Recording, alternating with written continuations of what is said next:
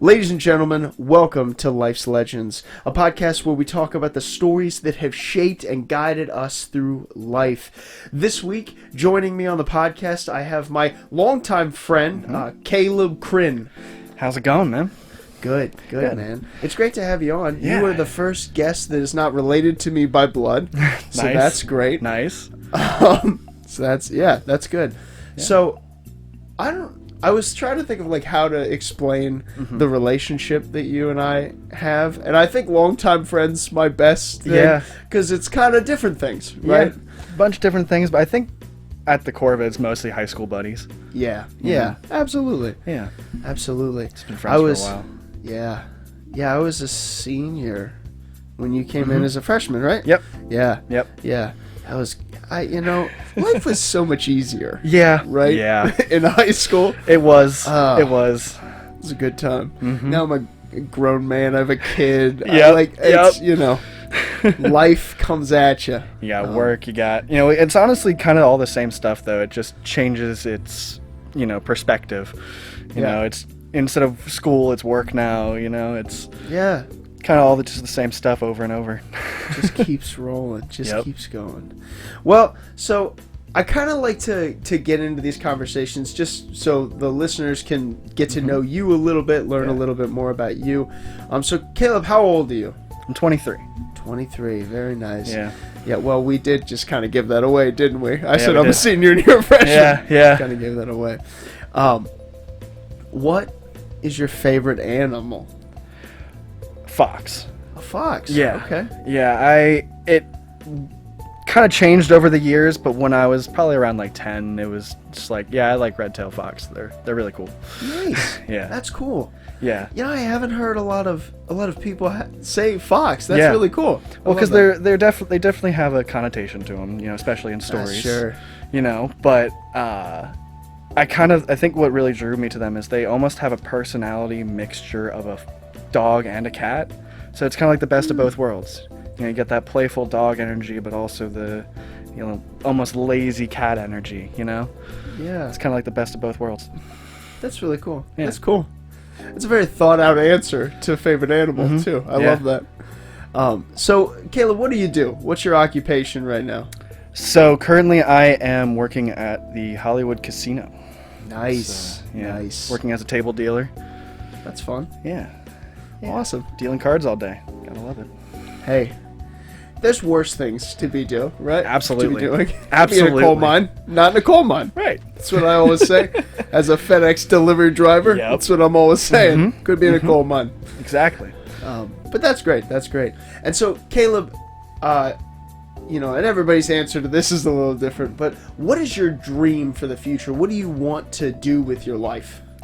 So that has changed a lot over the years, but I have always been really into like culinary arts, and like my dad taught me how to use a grill when I was like 6, so I've always been like really into cooking and grilling meats and stuff like that. So my kind of like big dream lifetime goal is to eventually get to Alaska and start my own restaurant.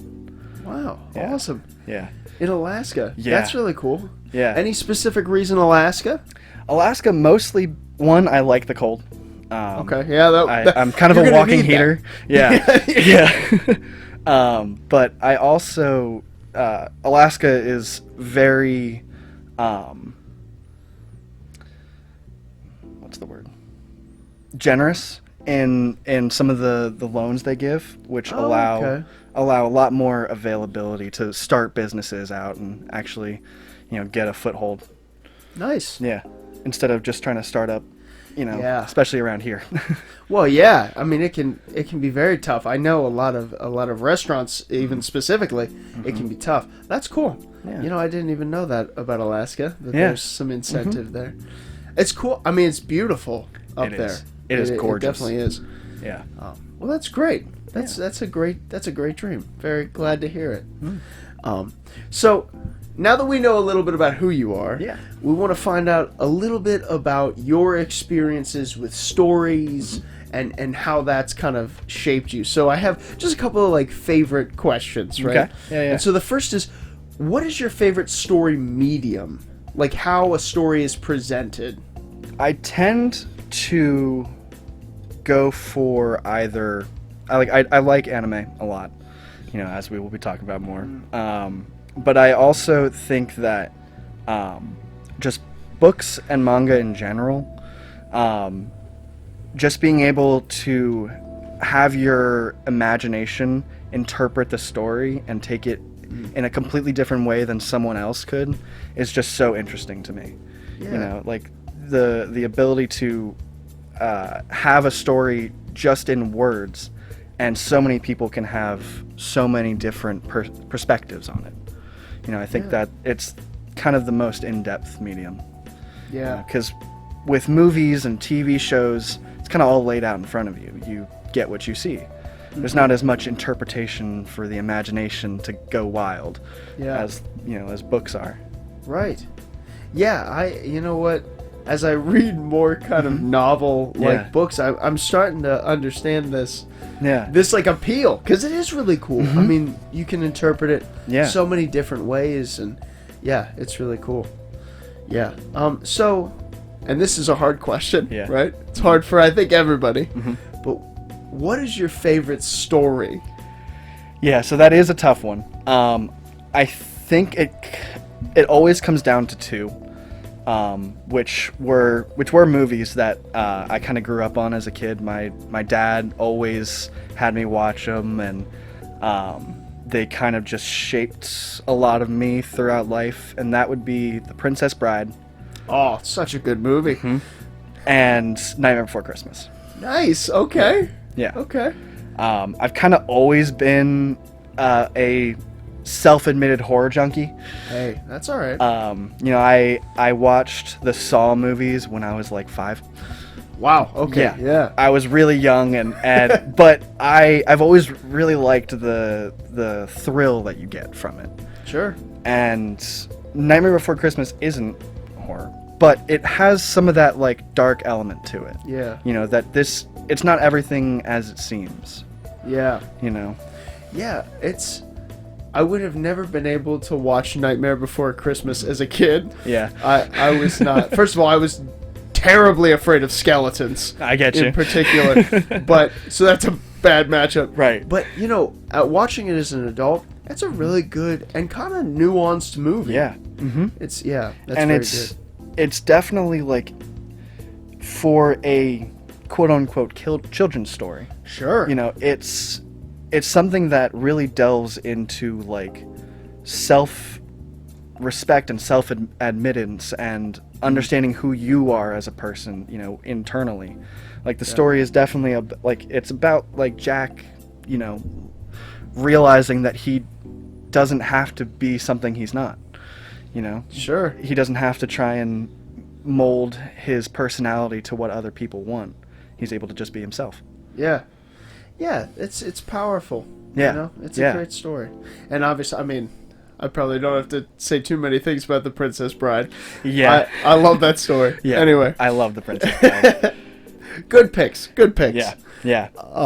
So another very hard question. Who is your favorite character of all time? So that's one that kind of always gets to me. I always kind of go back and forth. It tends to change as I read new stories and find new characters that are even more interesting than the last. Yeah. But I think out of all of it, my favorite character has probably got to be Asta from Black Clover. Nice. Yeah, Black Clover, I didn't give it enough chance when it first came out. And I only watched a little bit, and I read through some of it, but I just didn't give it enough of a chance. And after finishing it and keeping up with it, it's an incredibly good story, and the characters are so well written, and I think he does an incredible job at making it seem like everything is almost childlike. It's more of a happy-go-lucky story, shonen story at first, but he goes really in depth into Asta's psyche, into how he thinks and how he reacts to all of the situations that are going on around him. And I think a lot more than most anime and manga artists do. Like it really dives into like who he is as a person rather than what's going on around him. Yeah. I love Asta. I could definitely talk about Asta, but that's not why we're here, so I'm going to skip over it. Good pick. Good pick. I like that. If you listening have not seen Black Clover or read Black Clover, give it a shot. Absolutely. It's worth it. Absolutely. Same goes for The Princess Bride and True. Nightmare Before Christmas. Both also. Go give it a watch. But so and this fits because Asta I would not classify as a villain. Right. So who is your favorite villain? Often I think I am under the impression that stories are heavily helped or hurt by their villain. So agree. who is your favorite villain? So as a child, I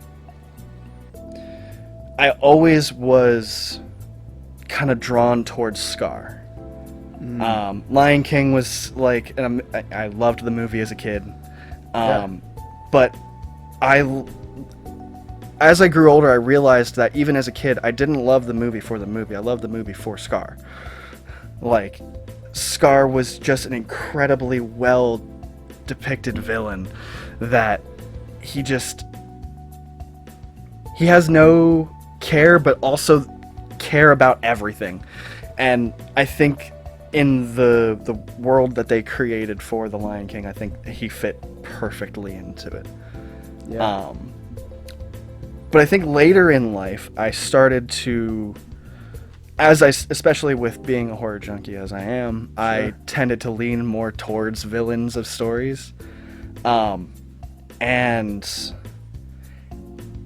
one story that it starts out making him the protagonist, but in the end he is kind of the villain, or more towards, throughout the story he becomes the villain.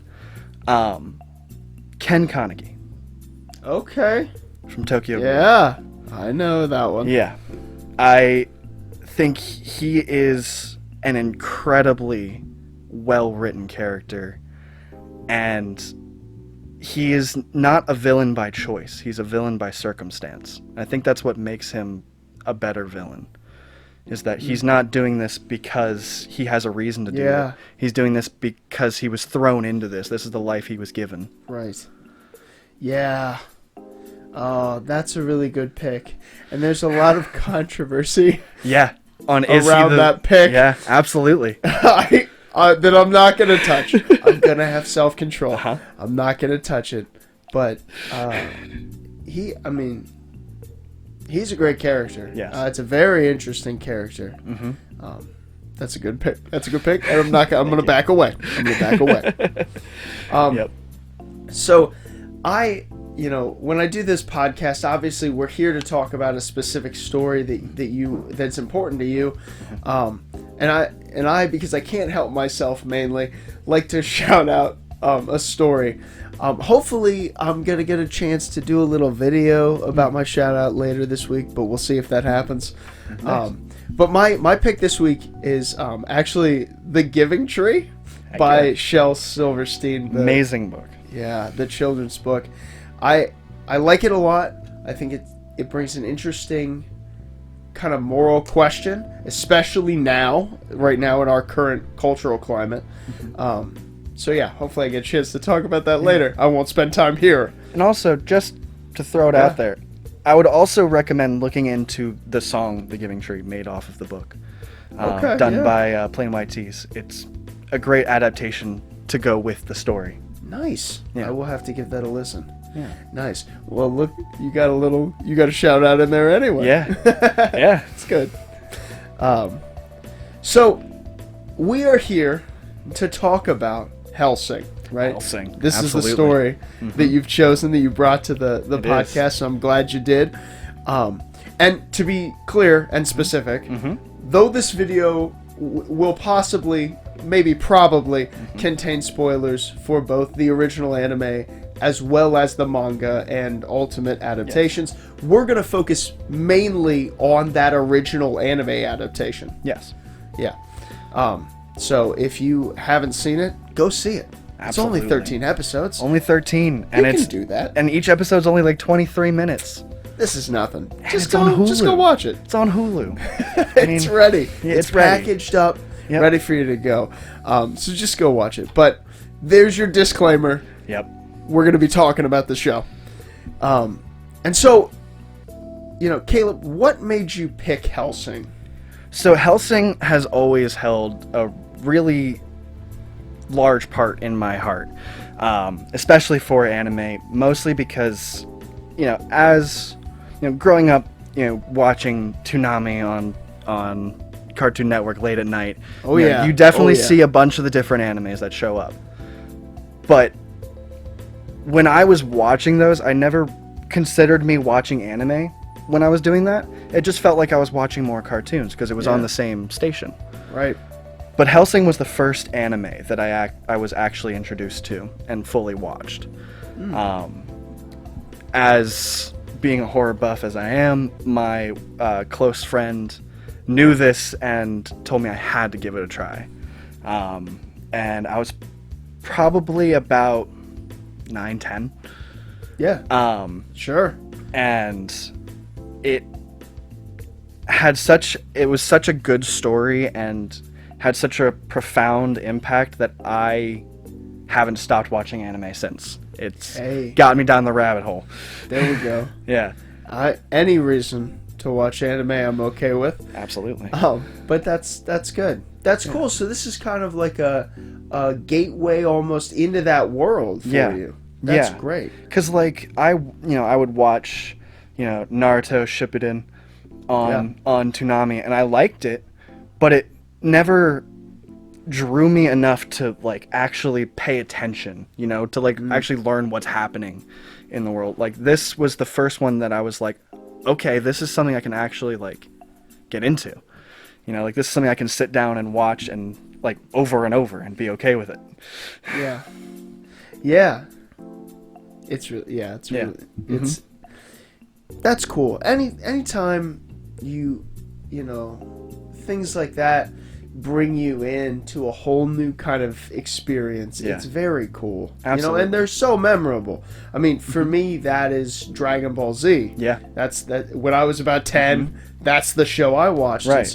And I'm still out here reading Weekly Shonen Jump. I get it. Yeah. So clearly it had an impact, right? Yeah. Yeah. But that's great. That's great. I'm glad that we get to talk about this show.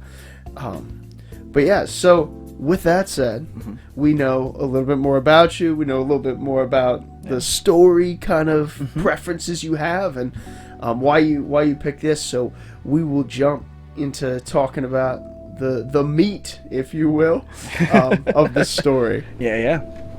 So as confusing as the section title, The Meat, is, essentially we're going to talk about, what this story is. I think stories can be broken down into 3 main parts that every story has, no matter what. The characters, the setting, and the plot, right? Yeah. Every story is going to have those. Absolutely. And so because we do different mediums on this podcast, that's the safest way for me to kind of cover as many bases as I can.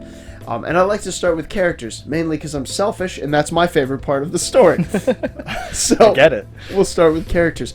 So, which actually leads us to our first maybe discussion kind of thing that we can have here, which is, I got through these episodes, and I want to ask, who do you think the protagonist of Hellsing is?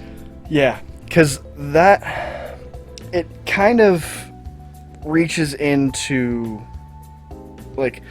it's kind of like a two-faced question, of who is the protagonist and who is the main characters, because I think that this story is one of those rare stories that has multiple main characters, and not only that, it has more than even 2, which is the usual for having multiple main characters. Yeah. I would argue that this show has 3 main characters. That's why I was so confused, in asking the question. Yeah. And I would say that the 3 main characters are your protagonist, your antagonist, and your anti-hero. There is still a villain of the story. Sure. But I think that Alucard is probably arguably the biggest antagonist of the show. Interesting. His perspective on life is very small-minded.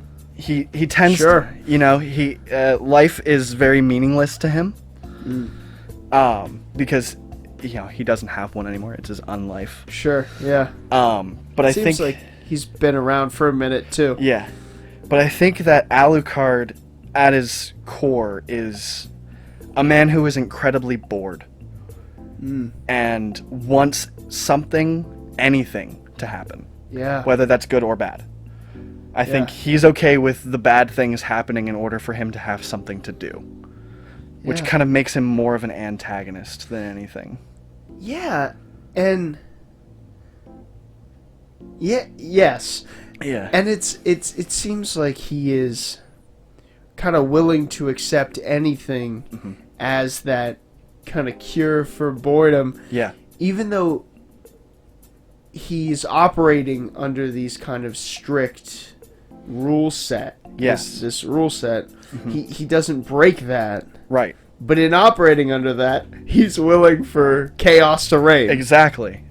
He's willing to do any means to get to his goal, as long as he's within the bounds of his rules. Yep. Yeah.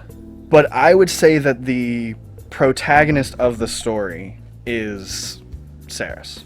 Okay, yeah. Cerys Victoria is... Not only is she your starting character, she's kind of who you're first introduced to follow, but she also always takes the moral high ground of the situation. She always tries to think the best of others and to hope for the best in the situation, even if the situation isn't calling for that. And I think that we watch her struggle with her vampirism and her life more than any other character throughout the show. For sure. We watch her go through more of a hero's journey in aspect. And realizing who she is and accepting who she is now. Yeah. But I would also say that our third main character that a lot of people sleep on is Integra. Wake up on that. Honestly, because Integra Hellsing is amazing. Absolutely. But I would argue that she is an anti-hero. I think I would say you're right. that she doesn't have a stake in the game. She doesn't want... She's not in it for the benefit of the world. No. She's in it because she's kind of been thrown into this life. Yeah. And that is bringing in some of the other media forms of this story. Sure. In that, and yes, I know that the original Hellsing story is not, the original anime is not the actual story of Hellsing. Sure. The manga does take a different route at some point. And with that, we also get to see a lot more of Integra's life. We get to see a lot more of who Alucard really is. But I think that Integra has gone through so much in her life, having her father die and throw his organization into her lap at the age of 15. Right. It especially in a older set England. It kind of leaves her having to make these moral decisions when she shouldn't have to be. And so it's kind of like if a random person was now given a gavel and had to decide on someone's fate. Yeah. Will it be the moral, the actual moral outcome? Who knows? Yeah. But as long as the majority of people are safe, that's what matters. Yeah. I feel like that's kind of the mindset Integra has tried to put on through all of this. Yeah. Yeah, and I think Integra is very interesting. Mm-hmm. To think about, like, as a 15-year-old, you said, right? Yeah, I believe it was 15. Somewhere around there, Yeah. definitely. Yeah. As a 15-year-old, to gain this access to Alucard, Exactly. to become the master of what is undoubtedly this monster, and then to immediately see him be a monster. Right. Yeah. Right when that happens. Instantaneously, yeah. Yeah. So, like, you immediately come to understand the responsibility that you have and this organization that you're now in charge of at 15. Yeah. I mean, that's so young. Yeah. And so by the time we see her in the story, it's been years. She is ready to go. Yeah. She's been doing this for a while. And one of the things I think that brought on is this pride in the Hellsing organization. Yes. I love there's I believe it's when the Valentine brothers are attacking, and they do some damage. Yeah. They do some work. And the councilmen are very afraid in that moment. Yeah, and she gets she's not scared. She doesn't appear scared for a minute. She gets visibly angry. Yeah. That she's like, how dare they do this? Well, and you have to think from her perspective too. Before she took on this role, her family has been basically keeping the world hidden from this side of the world. Right. For hundreds of years. Yeah. Almost thousands of years by this point. Oh, yeah. I'm pretty sure at this, I believe it's supposed to be like 2,000 years or something like that. And for all of this to be happening under her watch. Yeah. Especially when it's just thrown into her lap and no one expects her to do a good enough job. Right. The anger's gonna come. Yeah. Well, yeah, because... And we kind of get this, we get to see a little more of this in that episode where we get the flashback with her. Yeah. In, like, her origin. Right. I forget exactly what episode it is, but you know what I'm talking about. It's very close to the end. But yeah. We get to see kind of some of this, like, I'm trying to do my best. I'm trying to carry this on because my father has trusted me with this huge responsibility. Like you said, they've been keeping these worlds separate. They've been doing a pretty good job for hundreds of years. And so, I mean, that's a heavy weight for anybody, especially a young girl, as Integra is at the time. Well, and the story that, where it takes place in the original anime is 1999. Okay, yeah. But in the original manga, I believe it's supposed to take place during World War II. Yeah, definitely closer, right? It starts out during World War II and then picks up closer to the 90s once she's older and everything's starting to, take effect. Yeah. That now the resurgence of the millennium. Yep. Yeah, that's what. Yeah, that is what they call it. Yep. Yeah, the millennium. And so, like, with the original story, it makes a little bit more sense on why she does the things she does. Sure. Because just on the basis of a woman in the 40s owning her own organization and being held to the same standard as all the other people around her is a hard job to get, Yeah. And I'm just now spitballing this. Yeah. I've always thought, both when I originally read it and even watching it now, Integra, while I never really thought she was a man. Yeah. Is kind of dresses more masculine and definitely presents more masculine. To the point where, like, if they would have told me she was a man in the story, I probably would have believed. I wouldn't have questioned it. Yeah. And I almost wonder, is this not part of it, right? Yeah. She kind of has to present a more, like, masculine front. Right. A traditionally masculine front because of the position she's in. I just got that. Yeah. Yeah. So that she's not seen as something, quote unquote, lesser. Right. You know? And that is something that even in this version of the anime, she constantly tries to make apparent, is that she will not be taken advantage of. She will not be seen as the weaker one. You know, she will always be one step ahead.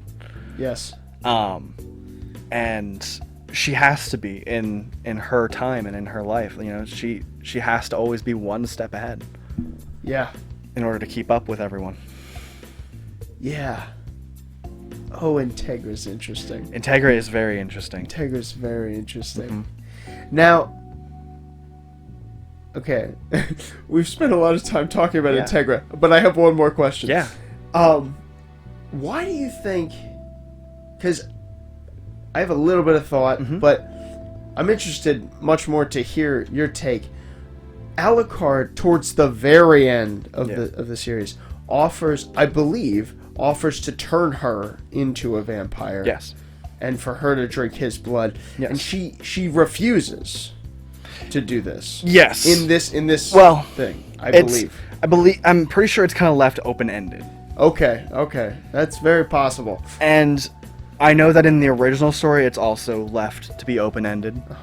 It was designed in a way to almost be like, you know what the answer is going to be, but it kind of takes away from the mystery of it. You know, it takes away from the... Because we know throughout this entire story that regardless of if Integra is his master or not, Alucard has an intense relationship with Integra. Yeah. You know, almost not necessarily romantic, but in more of a like a familial way. Right. You know, like it's more of like a younger sister kind of a vibe. And so you know that Alucard would do anything for Integra. Yeah. But the real like moral quandary of it, and the question at the end is, will Integra actually accept it or not? Yeah. You know. Yeah. And that's why they kind of leave it open-ended. Because that's the whole thing of Integra's character, is she's always kind of back and forth on sides. Like, does she like Alucard? Does she like what her vampires can do to stop the vampire outreach? Yeah. Or does she really just hate all vampires? Yeah. You know, like, does she hate Alucard or not? And that's the question that you constantly wrestle with throughout the story. With Integra, at least. Yeah. Because you never really know how she feels. She never really explains it. Right. Yeah, and it's definitely, I mean, it's very open-ended. The last shot of the last episode... It's just blood dripping. ...is very open-ended. Yeah. So... Which I actually think is cool, and from like a meta perspective, which we'll get to later, in a different segment. But it's pretty interesting. But we'll talk about that later. I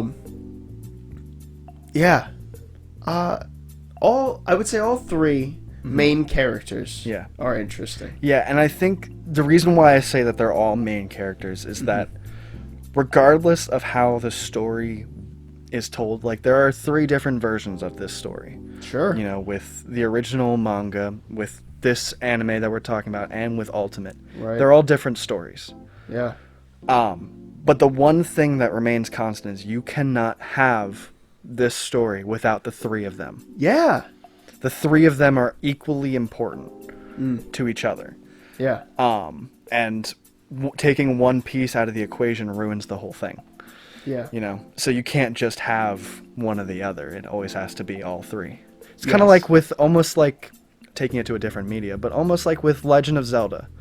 Okay, you know, like, in every version of the story, you know, there's a big, you know, theory of that the whole thing of Legend of Zelda is is like a circular time that's constantly repeating itself over and over. Yeah. But one thing that remains the same is that there is the princess, her champion, and the evil. Yeah. Oh yeah. And that is a constant that will always stay. You can't have the story without one of the three. Right. And that's the same thing with here, I think. You know, Yeah. you can't have a Alucard and Ceres story without Integra. It would be much different. Yeah. It would be insanely different. Yeah. Or even you can't have an Alucard and Integra story without Ceres. Yeah. Because Ceres is what almost brings him to humanity again. Yeah. You know? She's a huge effect on him in that way. Mm-hmm. Almost surprisingly, in my mind. It was kind of...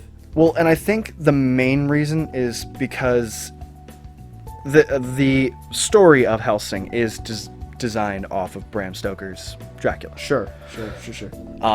And so, because, you know, again, spoilers, Alucard is Dracula. You know, and it's kind of left a little wishy-washy if he is. Right. In this version, at least.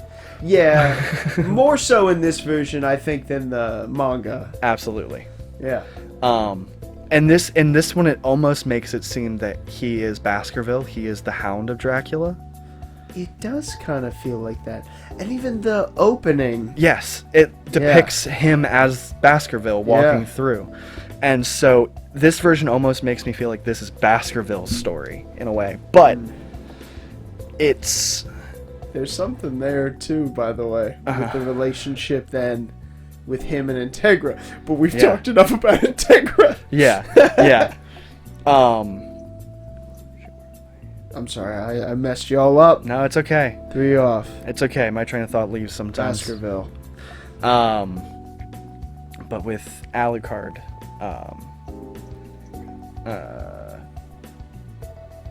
you're good. We don't... If you remember it later, just shoot it in. That's cool. Oh, it's all good. Yeah. I messed you up. That's my bad. No, it's all good. It's all good.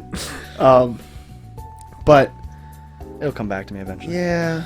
Well, you'll be like, we'll be a couple minutes down the road. You'll be like, got it. Yep. Oh yeah. By the way, Alucard. Yeah.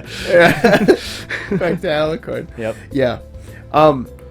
The protagonist situation though. Oh, you got it. There it is. There it is. Easy. But because of this being Bram Stoker's Dracula, you know, there is a lot of his character that isn't necessarily told in this version, especially in this version of the story, but in all of the medias of Hellsing, that, you know, I forget her name, but the woman in Bram Stoker's Dracula, the one that is like the main character of that story, she is actually a part of the Hellsing story as well. And in like the original manga, she's used almost as like a tool to help help Millennium fight Alucard. Yeah. Because she is she's like the only piece of Alucard that is out there in the world. You know, like she drank Alucard's blood. She is the only person other than Ceres to drink Alucard's blood. Yeah.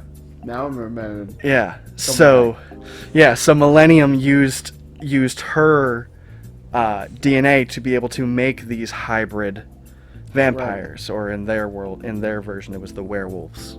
Yes. But but in this, it was the chip. Yep. Yeah. But, you know, it's interesting. Ceres and Alucard, you know, not only does she have this extremely emotional, I wouldn't say toll on him, but effect on him. Sure. It's also a way of him almost... What's the word? Almost letting himself into danger in a way. You know, he's opening himself up to allow something like that to happen again, which, as for someone with Alucard's personality and, you know, with the history that we know that he went through, being Vlad Tepes. Sure, yeah. You know, he just the thought of doing this again had to have been one, extremely painful for him, but also something that almost probably brought him back to his early life of being alive. You know? Yeah, I didn't even think of it that way, yeah. You know, because this is a woman who is almost in the same position that he was in his early life. Sure. You know, because the story of Vlad Tepes is that he wasn't a born vampire, he was a made vampire. Sure. And not out of choice, but out of necessity. Right. But he also went looking for it. Like, the story of Vlad is that he wanted to find eternal life. Right. And this is the eternal life he found. And that's kind of, in a sense, the same aspect that Ceres ends up going through. Yeah. It's a necessity for sure. Yeah, it's a necessity, but it's also, she accepted it. Yeah. She was willing for this to happen. And I think that reminded him a lot of himself. Yeah. That's cool. I'm glad you said that. That really, like, kind of contextualizes that relationship a little bit more for me. That's really cool. That's good. Okay. Yeah. So, there are two sides to every coin, as I've said. Absolutely. I think what can really propel a story into the stratosphere is a good antagonist and villain. Yep. And so, what do you think about Incognito? So, Incognito is a villain that is almost not a villain in a way, because Incognito is basically the same as Alucard. Yeah, there's not a whole lot of different. There is almost fundamentally nothing different between the two of them. Yeah. Other than the fact that Incognito wants to steal this god's power for himself. Right. You know, he wants to be even more powerful than he already is. Yeah. Whereas Alucard seems to accept that he is strong enough. Yeah. You know, he's good where he needs to be. And oh boy, is he. Oh boy, is he. It's a very cool fight at the end. Yeah. But it's also something that they kind of only briefly mention it in this version, but they make it a little bit more apparent in the manga as well, that Alucard uses the actual powers given to him by his vampiric demonic nature. Yeah. You know, like, he is actually using the demonic powers of hell to help him in this unlife. Yeah, that's whereas all the other vampires don't. Yeah. They rely on cheap tricks or armies of ghouls or powers of a god in order to get this powerful. Yeah. But Alucard just accepts who he is. Yeah. And accepts that this is where his power comes from. Yeah. Because that's what Baskerville is. It's his demonic familiar. Right. And he's... I mean, we see that in a couple different places. Yes. But he's, like, upset. He's angry that these other vampires... Like, for most of the time, other than Incognito, he tends to call the other vampires he meets, like, fakes. Yeah. Like, you're not real vampires. And they aren't. Right. Well, yeah, we know that. But he even looks down at the end on Incognito for summoning Set and trying to, like, contain the get stronger that way. Yeah. And that's instead of using the vampiric nature right that they both have. Yeah, like like Alucard knows that he is a true vampire. Right. He has the true vampiric power. Right. To control hell in the real world. Yeah. And all true vampires, at least from the way Alucard makes it seem, all true vampires have this ability. Yeah, it seems like that. Yeah. But none of them accept it. None of them seem to let it happen. Yeah. You know, and like with Incognito being the one to make the freak chips in this version. Sure. It's in Alucard's eyes, it's almost like instead of not only are you trying to contain the power of this god and use his powers for your own, but you are also creating a bunch of fakes. You're infesting the world with a bunch of fake us. Yeah. Who are all totally not powerful compared. Right.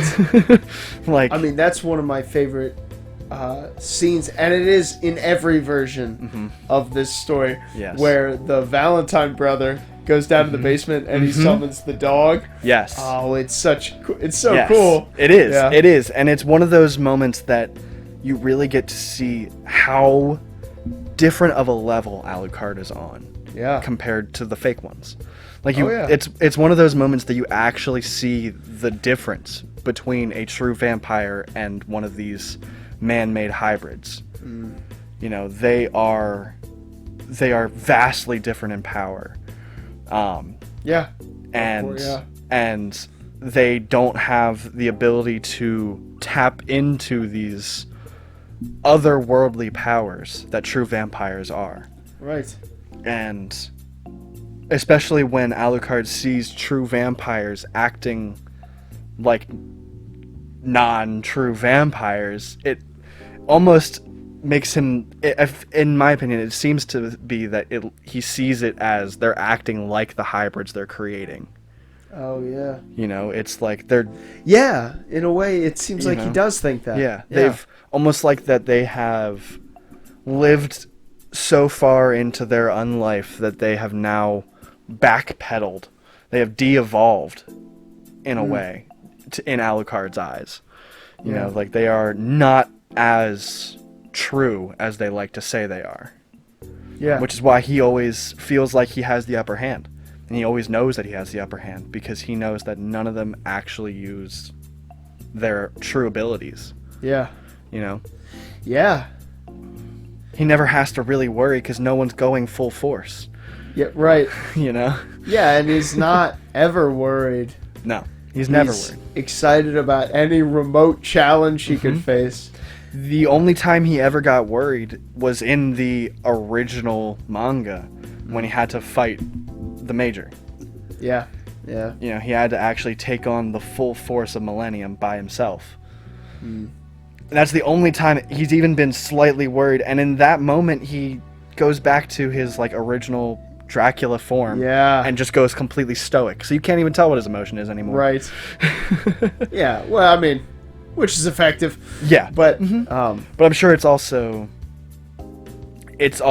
probably a not only is it like a literary effective, you know, just to not know what he's thinking in that moment, but also that's probably a aspect of Dracula himself. Yeah. You know, just having no care. Why should he? Well, yeah. He's been doing this for so long. Yeah. How is any of this new to him? Right.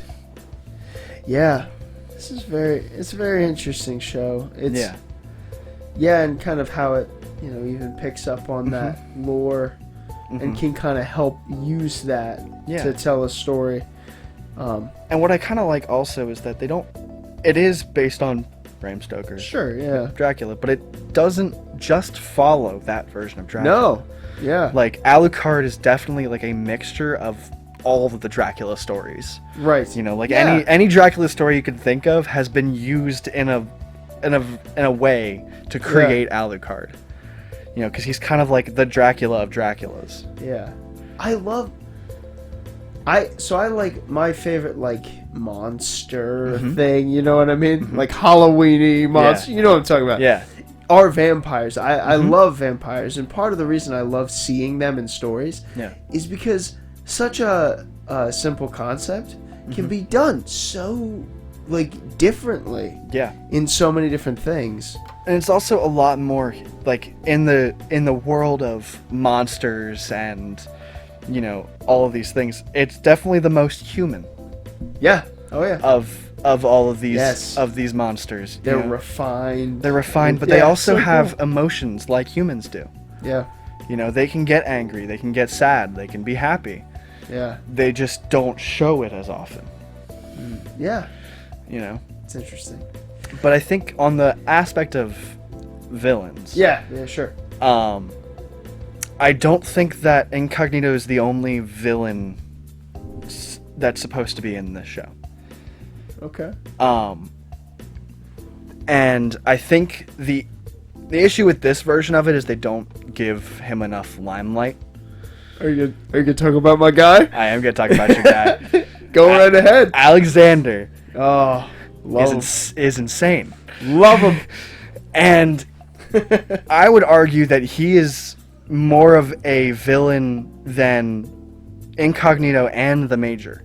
Yeah. From the original story. Yes, I think so. I think that definitely an antagonist, like a foil for Alucard. Right. Yeah. Right.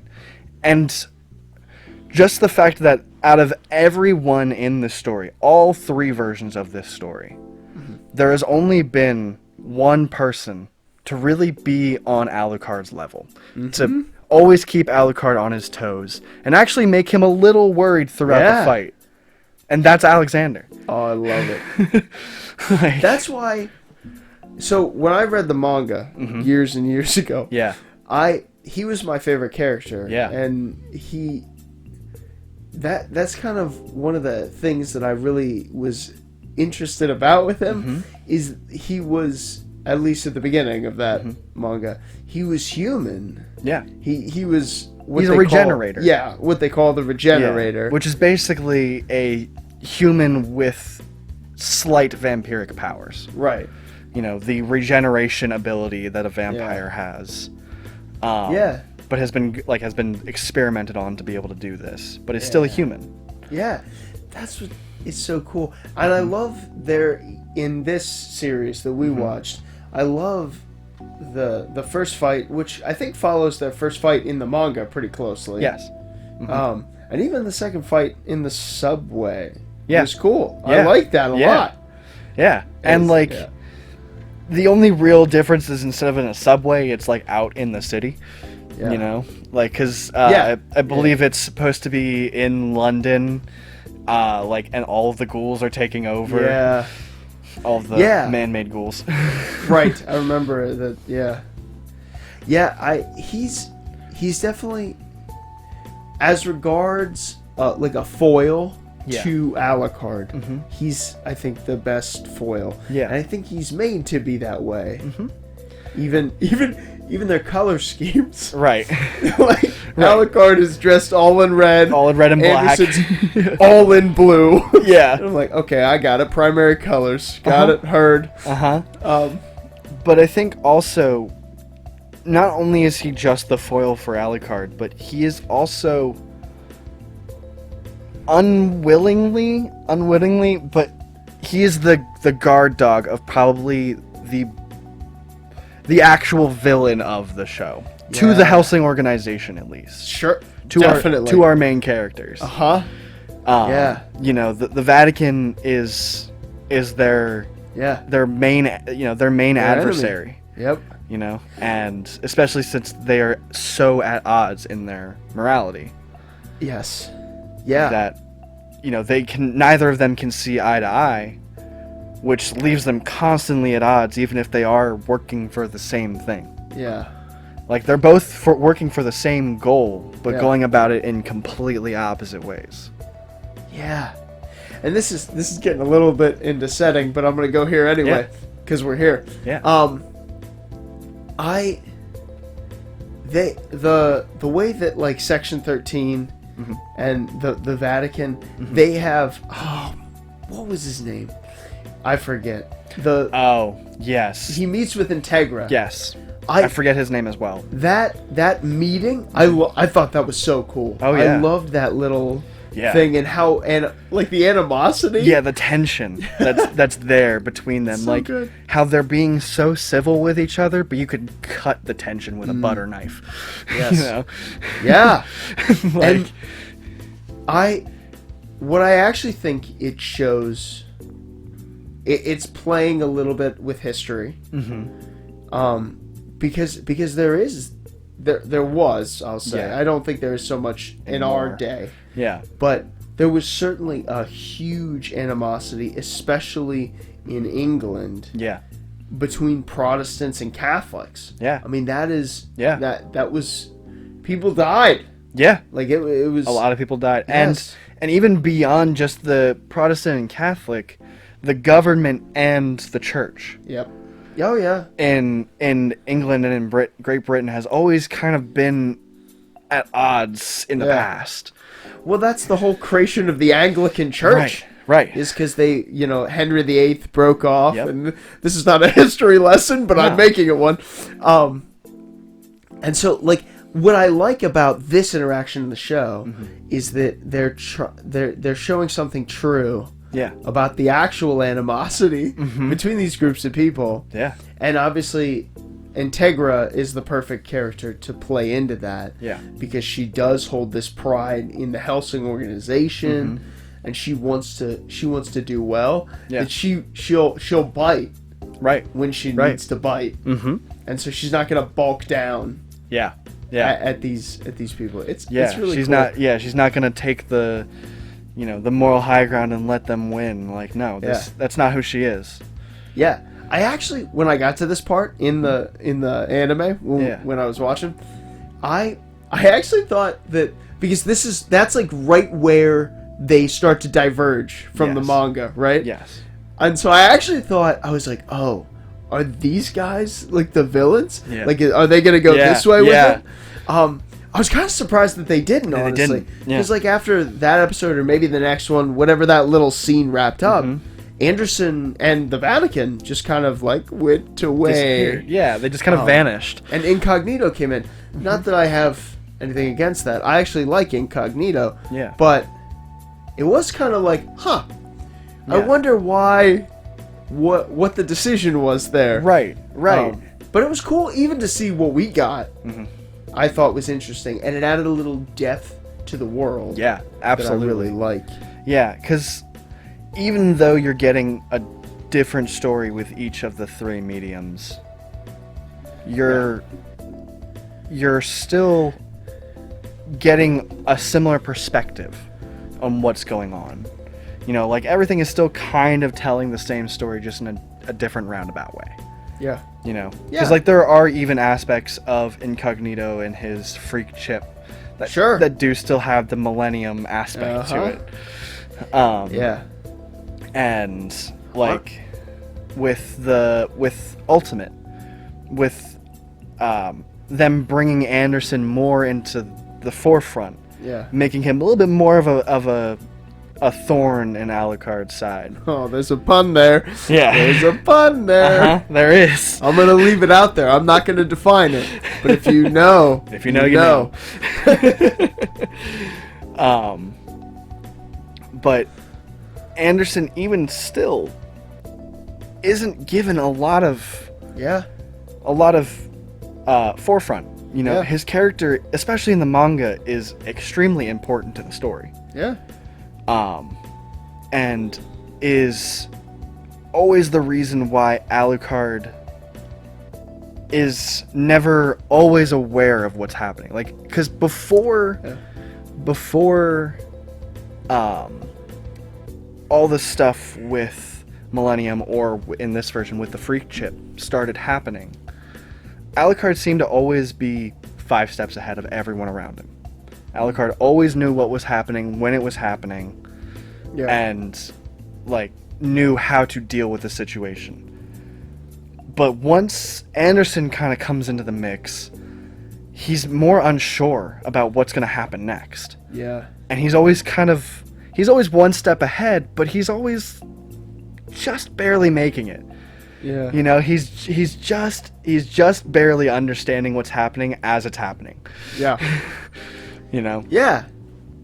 I think it makes it interesting. Yeah, it does. It makes him interesting. It does. Yeah. But I think that the Vatican and Anderson, no matter which media you choose for Hellsing, is kind of the secret villain of the story. Yeah.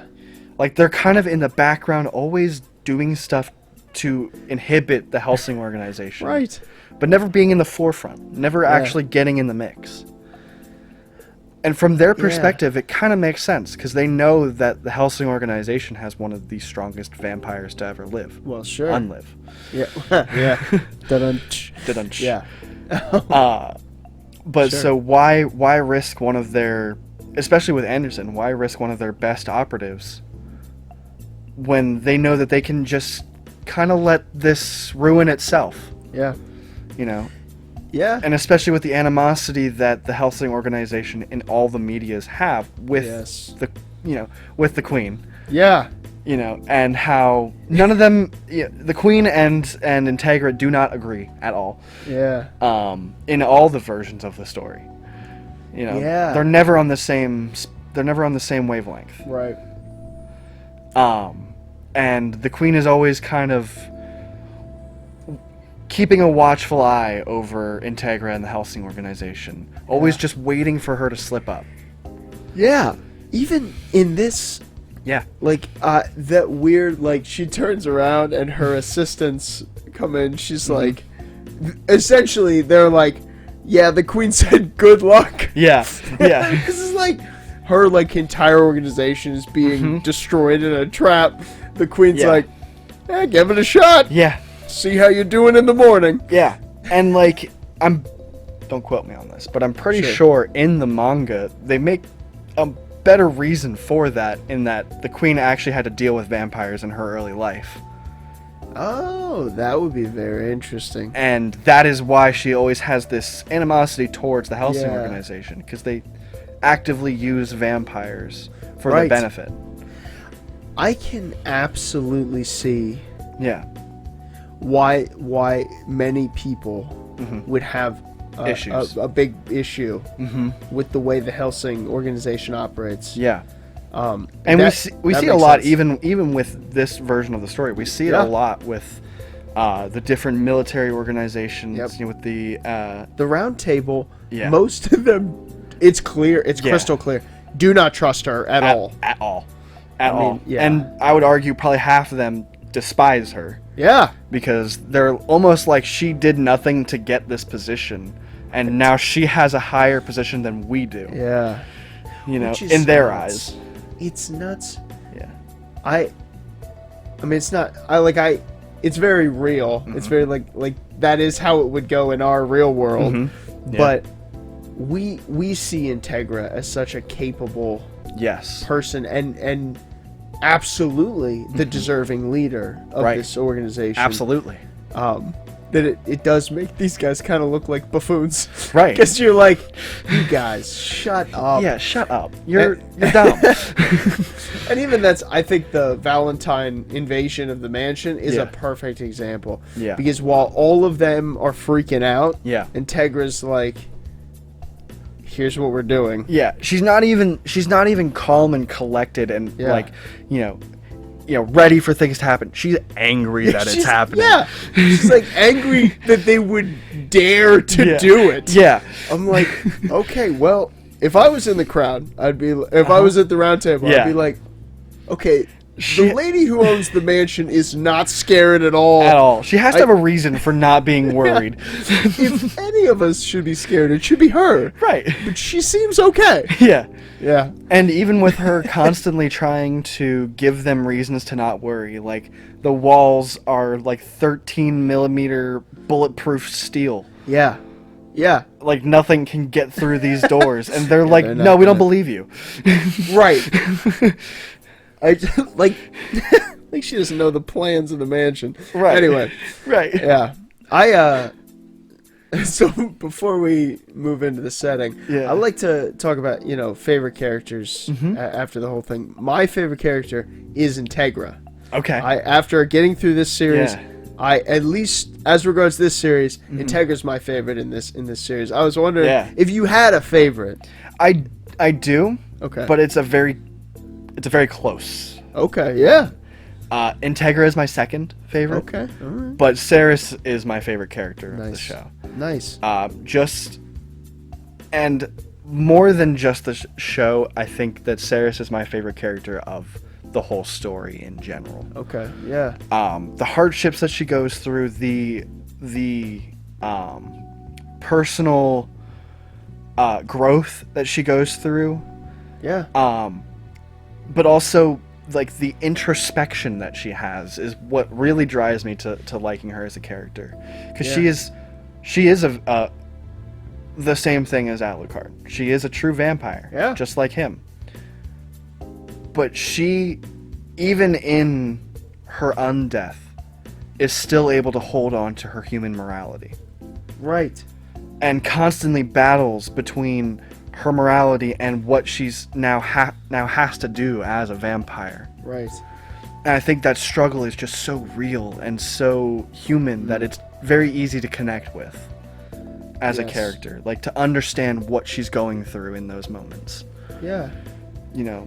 She's not as unbelievable of a character as some stories like this tend to have. When people go through these insane hardships and then are just like super like, cold-faced and stoic and like, I got this now because I've been through all this. Sometimes it doesn't really make sense. Yeah. Like, yeah. If you're actually going through all of this as a human, that is going to take a toll on you. A huge toll. A huge toll. And it's going to be something that is brought up in your mind all the time and that you're always kind of battling with. And that's something that Ceres actually goes through. Yeah.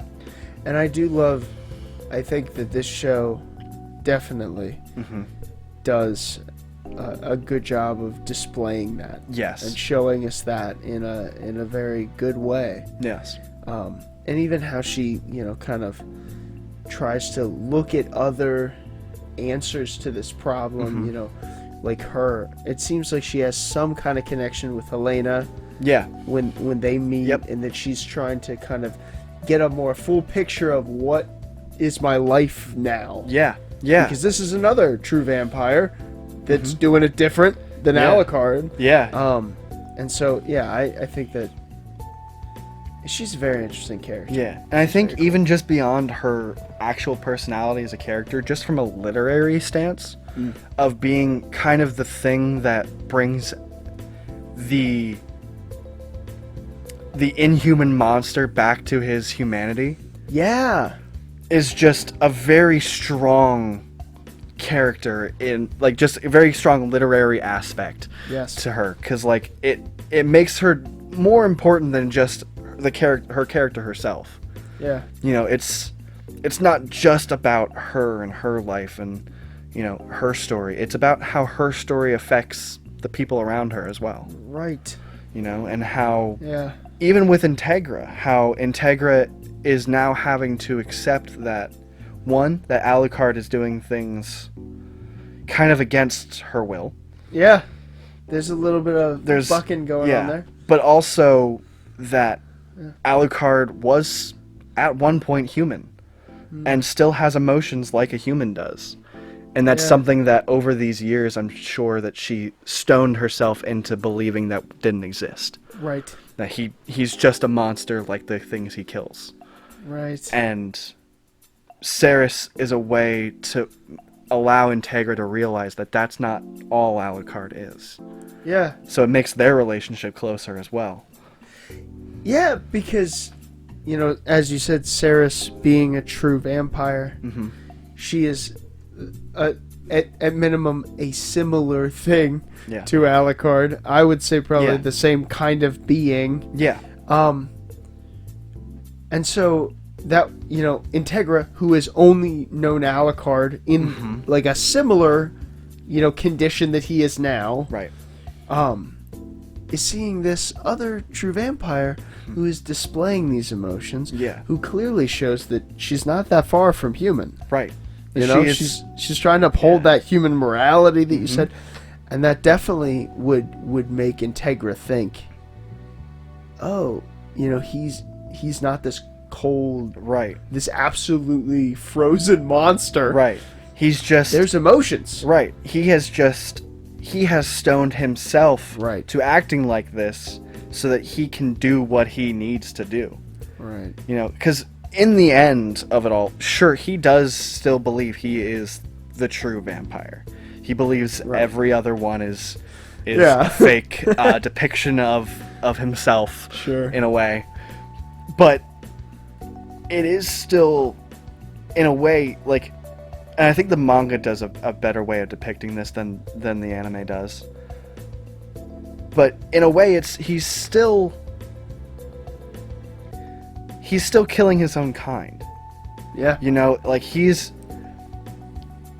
doing it's like it's like with, you know, as disgusting as these are, it's kind of like with dog fights, you know? It's sending a dog to fight another dog. Yeah.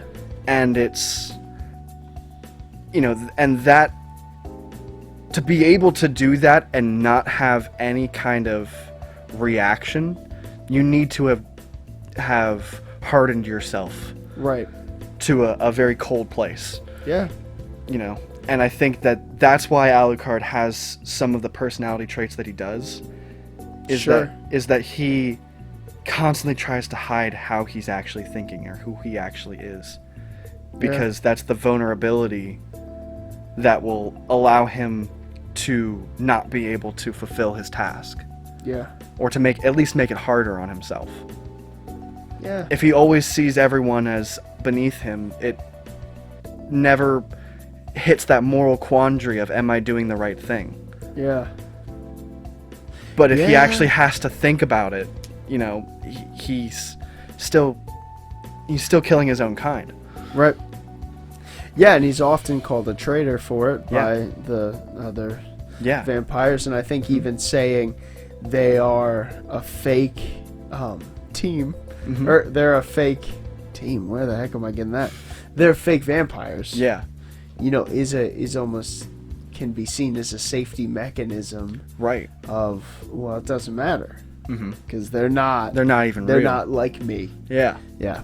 So. Well, and plus too, like, it's also like, especially in the anime, they make it very apparent that anytime someone calls him a traitor or calls him out on the fact that this is what he does, he gets very quiet. He doesn't respond right away. Yeah. He kind of like sits and let it take in, because that he knows that they're right.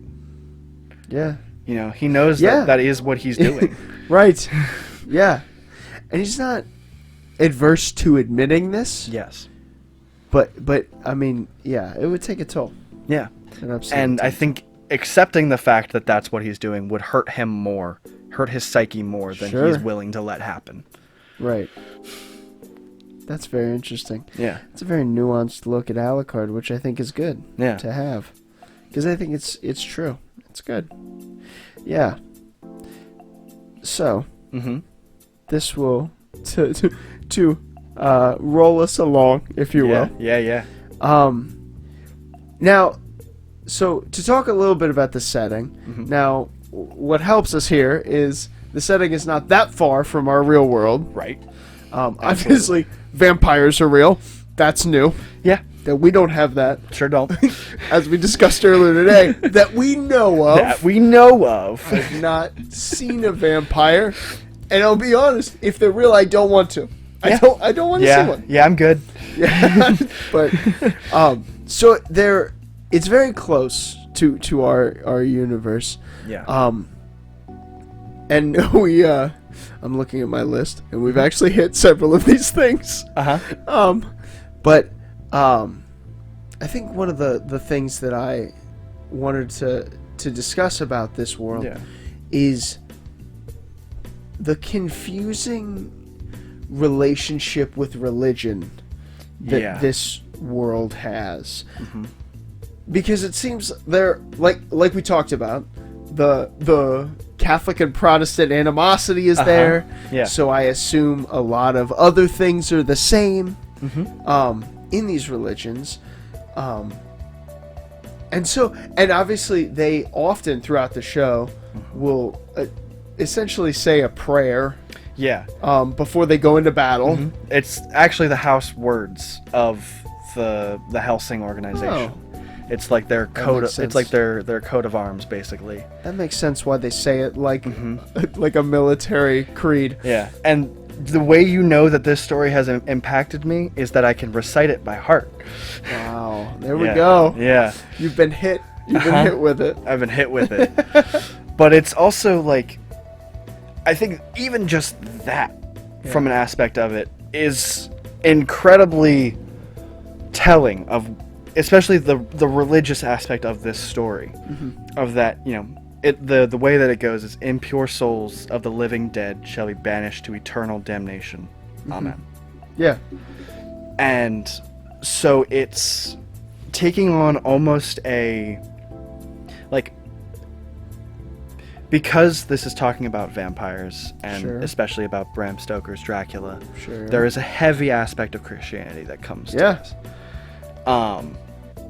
But with the Hellsing organization, it's almost not necessarily a bastardization of it, but almost in a way, like it's taking something that is seen as holy and is something that is, you know, for the good of people, but also, like, they use very harsh words in their tone, like in the way that they, you know, shall be banished to eternal damnation. You know, like that is, that's beyond what Christians will even say about those who sin.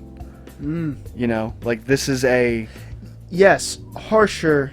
Yeah, like this is. I see what you're saying. Like this is the way I kind of see it is like this is beyond Christianity. This is more of a. We know that this holy aspect helps us defeat these enemies. But that's not the reason we're here. You know? That's what's kind of interesting about it to me. And because as I mean, I've talked about this before on the podcast, my goal is to actually become a pastor. That's what I'm in school to do. A Christian pastor. That's probably important. But so I'm always kind of interested in depictions of this. And this does like deal with it like you were talking about. And it is like this almost lip service-y kind of thing in that, at least in the Hellsing organization, which we get the best view of. We understand that these things help us fight the enemy. And so we take advantage of that help, but it almost feels like, as far as devotionally, like vacant. There's not a lot of. It's just a tool under their belt. Right. That's that's a great way to put it. It's a tool under their belt, and it almost then paints this like, you know, the fictional universe of Hellsing as if the bad things about Christianity exist, plus vampires, and, but there's not like a lot of, you know, connection to maybe the more positive side, like a god or angels or things like that, and they don't have to deal with that. I mean, I don't think the story necessitates that. But it's unfortunately, I actually think it's an accurate, it's a good depiction of how people do treat religion, especially Christianity, especially now. There's a lot of lip service. Well, and also with it too, I think it also plays into one of the greatest aspects of Hellsing, which is that there is no good or bad in the reality of all of these characters. There is no good or bad. Everything is very gray. Oh, for sure. And so with the aspect of Christianity, like they even show that like there are believers in their world. But the leaders in charge have very little belief themselves. Right.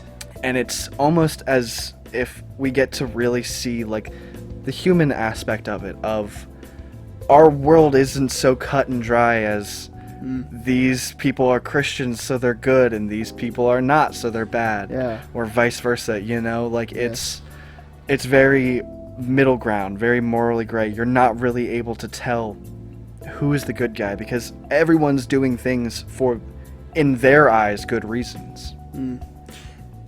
Yeah, and to be honest, that's probably an accurate picture. Yeah. And it's probably the most human way to depict it. True depiction Yeah. of how we ought to probably look at people. Yeah. It's not. No one is, Yeah. totally morally One way or the other. evil or good. Mm-hmm. There's a lot of gray Yeah. going on, and I Yeah. think that's a helpful way to look at Mm-hmm. as we engage with people. But I just thought that was the Yeah. aspect of the setting I wanted to cover, and we talked about a lot of other aspects already, Yeah. even our Yeah. character discussion. So the last kind of thing is the plot, and we've again We've gone through a bit of it. which is good. Yeah. We're naturally having a conversation. Yeah. I'm getting better at this. Look at me. Mistake's perfect. We for real. But I obviously a very important part of stories is what happens Right. in the story, and we've kind of discussed a little bit about that. I appreciated because, like, from a more meta, outside the story perspective, you come to the problem of we have run out of material to adapt. Yep. What do we do? Yeah. And I actually thought that the plot itself was pretty coherent. Mm-hmm. Like, for kind of pivoting like they did. Yes. I thought it was very coherent. Especially with how controversial that that statement is, because that was one of the main reasons why the original Hellsing anime kind of got canceled in the first place, was that to the people who had read the manga, the story didn't feel cohesive. It felt like it was just kind of thrown together last minute to a lot of people. And I can understand that aspect of it. Sure. Because of how different it is from the original story. Right. But I think the other aspect of it is that the Millennium as a whole are not the best villains in general. Sure, yeah. But it's also, in a way, like, I don't like to say this because I love the original media and I love the story of Hellsing, but it does kind of put the Nazis into a good light. For a brief moment. Yeah. I think this goes back to there's a lot of gray comment. Yes. And allowing gray area for them. The Nazis are tough to make a gray area. Yeah. It doesn't really go well. But they also, especially with Ultimate, I think this is why I tend to like the original anime over the more beloved Hellsing Ultimate. Sure. Is that Ultimate does this. It puts a lot of weight into some of these characters, like Rip Van Winkle and the Major and the Captain.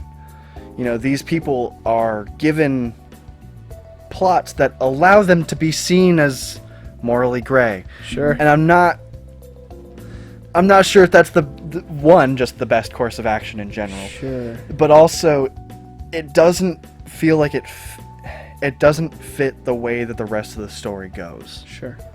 You know, like... Yeah. And it feels, even just in the manga, it feels kind of out of the blue. Yeah. You know, that they're making a resurgence. Right. In the 90s in London. There's like a thing about like this weird, like, there's some Nazi detachment that's still hiding somewhere. One of the things I always think about, especially because I read a lot of manga, I engage with that medium a lot. Yeah. What is the different relationship that Japan has to that ideology that I, as an American, don't have. Right? Yeah. There's no ambiguity. Right. For me as an American, there's no ambiguity at all. Right. And while I think that, on the whole, that seems to be the same case, as we engage it, obviously, I've not seen Nazis portrayed as the heroes of anything. Yeah. For good reason. For very good reasons. Yeah. But I do wonder sometimes if there's not more allowance for a gray area in Japan than there would be here. Right. Just based on, obviously in World War II, Japan was on the side of the Nazis. Yeah. Did not go great for them. Didn't. But yeah, I often wonder about that. But we veered a little bit with that. But I think also with the original story of Hellsing, the Major and Millennium kind of, just like with Incognito in this version, kind of just pop up out of nowhere. Yeah. They're like not a part of the story at all, and then all of a sudden, hey, by the way, we're dealing with Millennium now.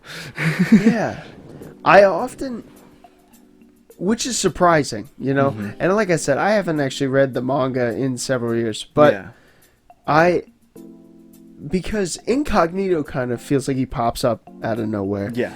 But he does give us an explanation for what the chips are. Right. Which is good, because we need that, because we already had that, right? The chips were a part of the story. Yep. So he gives us that explanation, and I think they do a good enough job in this series of just kind of getting us into that. Yeah. Just that, like, Incognito's the guy. Yeah. So that by the end of the story, I wasn't, like, unfulfilled. Confused. Yes. Yeah, I wasn't, like, and that's how I felt with Ultimate. Okay. I felt almost unfulfilled. Yeah. Like, because the Major, as a villain in itself, is not a good villain. And we discussed this a little bit earlier. Yeah, we did a little bit earlier today. But the Major is very, like, he doesn't do much as a villain of this story, this kind of a story, where Alucard is as powerful as he is. Yeah. And with the resources that the Hellsing organization has, for the Major to be as lazy as he is, it makes no sense that he's able to get away with all the stuff he does. Right. Yeah. Like, it seems like because when he shows up in the manga and in Ultimate, it's almost like they just kind of needed a reason for everything that was happening. Yeah. But when he comes into the story, it's like, okay, well, if you were acting like this the whole time, how have you not gotten caught yet? How is this the first time I'm seeing you? Yeah. Because, like, he doesn't hide anything about his Nazi relations when you meet him. And he's not very undercover about it. No, not at all, from what I remember. Yeah. And so, like, how haven't people found out about you by now? Yeah, London's a bad place to be a Nazi. You don't want to be a Nazi in London. Right. I mean, I would like to be very clear. London in the 90s. You don't want to be a Nazi anywhere. True. But definitely not in London in the 90s. Yeah. Or at any time. At any time, yeah. But yes. Well, like, so it always felt to me, even when I would talk to people who felt like the original was not as good as Ultimate and the manga, it always just felt to me like Incognito was more of a well-rounded character compared to the Major. Yeah. And if we have to compare apples to oranges, sure. And they're both the final villain of the story. Yeah. And they both have similar mindsets. Yes, I would definitely say that. And to that point, though, as similar as they are, the Major seems very flat as a character, very 2D. I always felt that way, by the way. Even when I read it years ago. Yeah. Like, he always felt like there wasn't really a reason for why he was doing things. Yeah. He didn't really have, and like not in the way that like you can just be crazy in this kind of a story. Right. More of just he didn't have a reason and didn't care that he didn't have a reason. Right. You know, he was just like, yeah, I'm just doing this 'cause. Yeah, and it seemed like, you know, it was more reasoned out with Incognito. There was more. First of all, we learned that he's under orders, Right. which is helpful to know. Mm-hmm. And so, and I think that with a character like Incognito, the simple "I want to acquire more power" is enough to say, okay, I get what he's doing.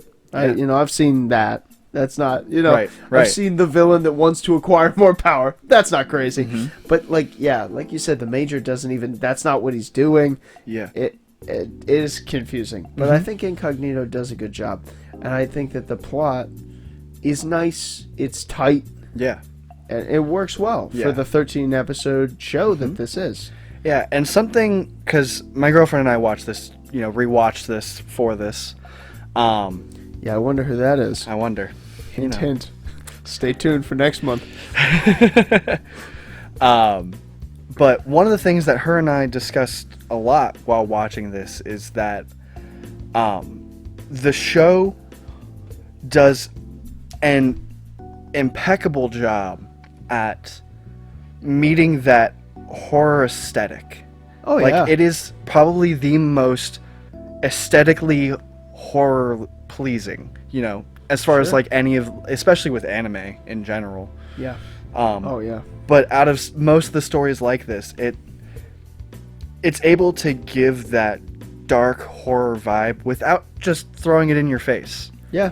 Because like a lot of horror, especially nowadays, a lot of horror movies and horror TV shows have to throw the jump scares at you for you to understand that this is supposed to be scary now. But Hellsing is able to, especially the original Hellsing, the one we're talking about, it's able to hit those notes without making it obvious. Yeah. And I think the best description of that is with the theme song, like with the intro song to it. Yeah. That very jazzy, bluesy kind of a feel that in the background of the music has this very dark, eerie element to it. Yeah. That is just kind of always just like the woo in the background of the song. That there's a haunting kind of thing going on in the back. Yes. That always lets you know, like, while this story is more of an action-based... It's a lot more than just the horror of it. Right, yeah. The horror of it is still the main focus. Yeah. Yeah, I actually think the intro does a good job of communicating that. Yeah. Yeah. So, that we can, after a cool hour and a half, we can close the book on the meat. Yeah. If you're all right with that. Absolutely. As long as you're okay. Yeah. And we'll move on to the medium. And so, this section of the podcast, I'm very interested in not simply what stories, what they say, the stuff we went over already. Yeah. But kind of the meta stuff, the why was it made like this? What went into that? And so, just I have a couple of thoughts. I have a couple questions. Yeah. About that. And one is, this is an anime, right? The medium we're going into is an anime, and so there's certain things about anime that are unique to said medium. And one of that is the animation. I don't know if you have anything to say about that, but how do you feel about the way this is done? Yeah. So a lot of people who watch this tend to have this anime was created in 2001. Yes. It is That's an good old, to keep in mind, though. Yeah. When you watch it. Yeah. Like, it is an old anime, so it has a lot of the more traditional anime artwork. Sure. But I think that for being made in 2001, some of the details that they put into it are extraordinary and well beyond its time. Yes. And I think the biggest one that you see throughout all of the episodes is how fog and smoke interacts with the world. When Integra lights her cigars, Sure. you will watch the cloud of smoke roll off of it and curl at the top, and and move and sway like how an actual cigar smoke would. Or Right. in the first episode, when the entire night is cast in this deep fog, Yeah. how everything is very traditionally drawn. Everything has the harsh outlines, Yeah. the thick colors. But then this fog is rolling around very smooth and very like wispy, Yeah. and really sets the vibe, the aspect of this is darker than than you might be ready for, Sure. and Yeah. and I think that the animation style, the way they did it, as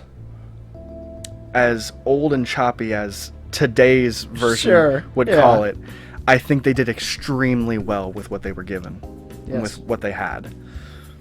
Yeah. You know what? And what I noticed when I was watching it, and I was keeping, well, obviously keeping an eye on it. It's the animations, the thing you're looking at. Yep. But as I was watching it, I was almost, well, not almost, pretty impressed with. At the beginning, I felt that the animation felt a little stilted. Yeah. Not uncommon for a 2001 anime. Absolutely. It felt very common for that time. But I really think that as the episodes go, they improve dramatically. Throughout. Yes. It's so that by the time you get to 13, I mean the whole battle they're having throughout the London, where like that dragons like going all the way. I'm like, this is, I mean, that was very good. I mean, incredible. Yeah. In 2001, Right. to make that is great. I mean, Absolutely. and it requires so much work. Yeah. And an improvement on the part of the animators, Right. as they had to work on this, week in and week out. A huge improvement, and I really think that's cool. And I think also keeping, like, with the animation style, like, Alucard has a very unique style to him. But especially at the end, you get that glimpse of him as Dracula. Yeah. And you see him as Vlad Tepes. Yeah, I was so glad they included that, by the way. Yes. I didn't know they were going to do that, and I thought it was great. Yes. And I think that really, like, just that aspect of it really tells a very big story of the work that all of these illustrators have put into this piece of art. Because not only are they creating something of their own, but they're also paying homage to where it came from. Sure. To its original design. Yeah. And even with being an anime and being an animated version of people, Alucard in his Dracula form does look like the actual, what is depicted as the real image of Vlad Tepes. And so, like, even just that small detail of it actually looks like Vlad the Impaler without a beard. Sure, yeah. It fits. It makes sense. That's very cool. Yeah. Yes. And I think, honestly, beyond even just the animation of it, I think the voice actors do not get enough credit. Because especially Alucard's voice actor, he is insanely good. Yes. And fits his character perfectly. Yes. To be clear, and I assume we're talking about the dub. Yes, the dub. Okay, we're talking about the dub. Because I watched the beginning of this series in both. Okay. The subbed and the dubbed. I have seen it in subbed and dubbed. Because I was going to decide, which kind of I thought I liked better, I wanted to follow. Because at this point I've kind of gotten myself to where I'm okay with either way. Yeah. And sometimes the Japanese voice actors blow it out of the water, and sometimes even the dub can do that. Yeah. I actually like the dub better. I agree. In this show. And I think that honestly, most people who saw this agreed, because when they did when they did the remake of this story, they brought back the original voice actors for Ceres, Integra, and Alucard. That's good. Yeah, so all of the ones in Ultimate are the same voice actors used for this original one. That's great, because those three, they fit their characters perfectly. Yes, so well. Yes, I think that those three really fit. Yes, Ceres, Alucard, and Integra. Yeah, so well. Yeah, like they capture some of the things that you want in that voice. Yes. Yeah. And you want from that character. You know, like there are certain things, like with the way we say things as people. Sure. They depict certain personality traits. Yes.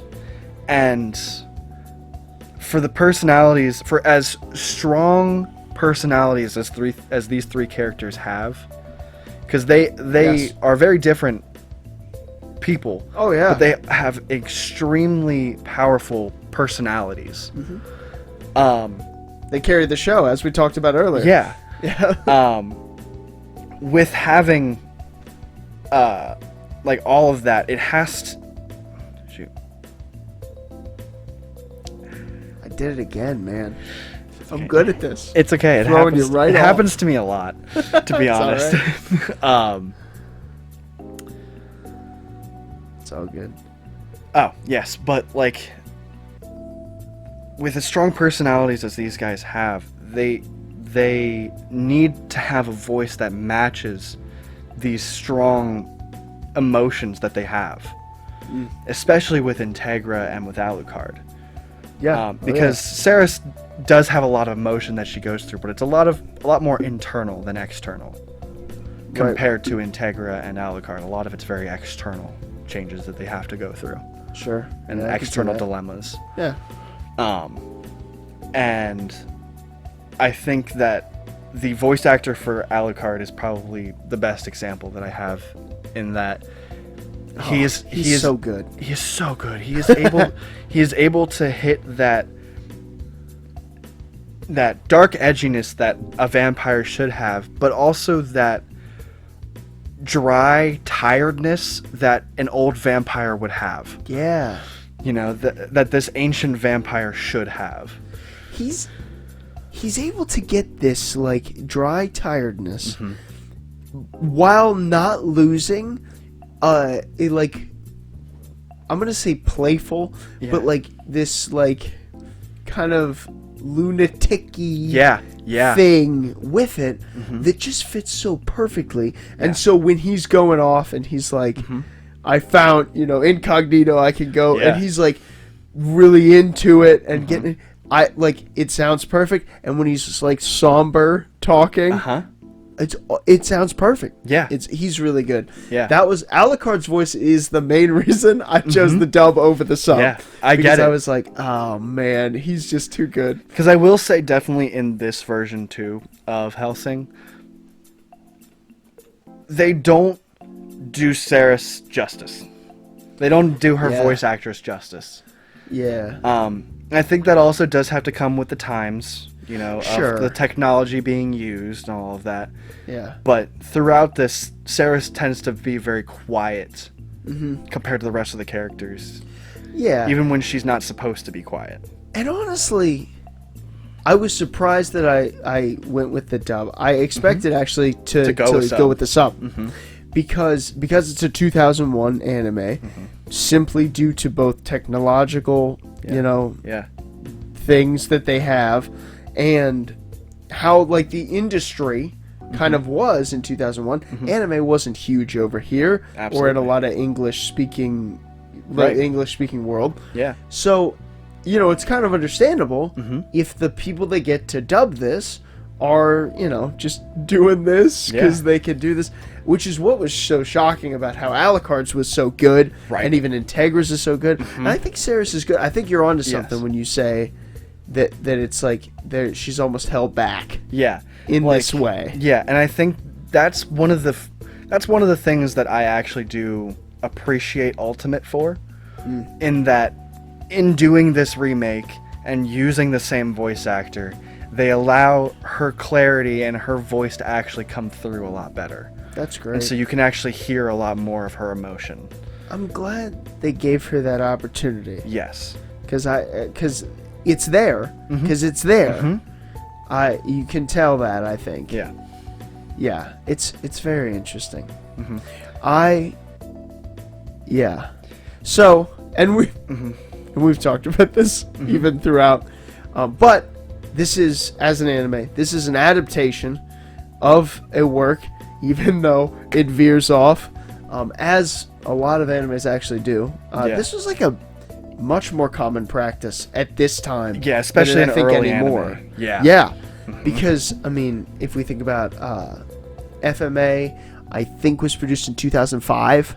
So that's older than this, but not that much older, or younger than this, but not that much, not by that much, right?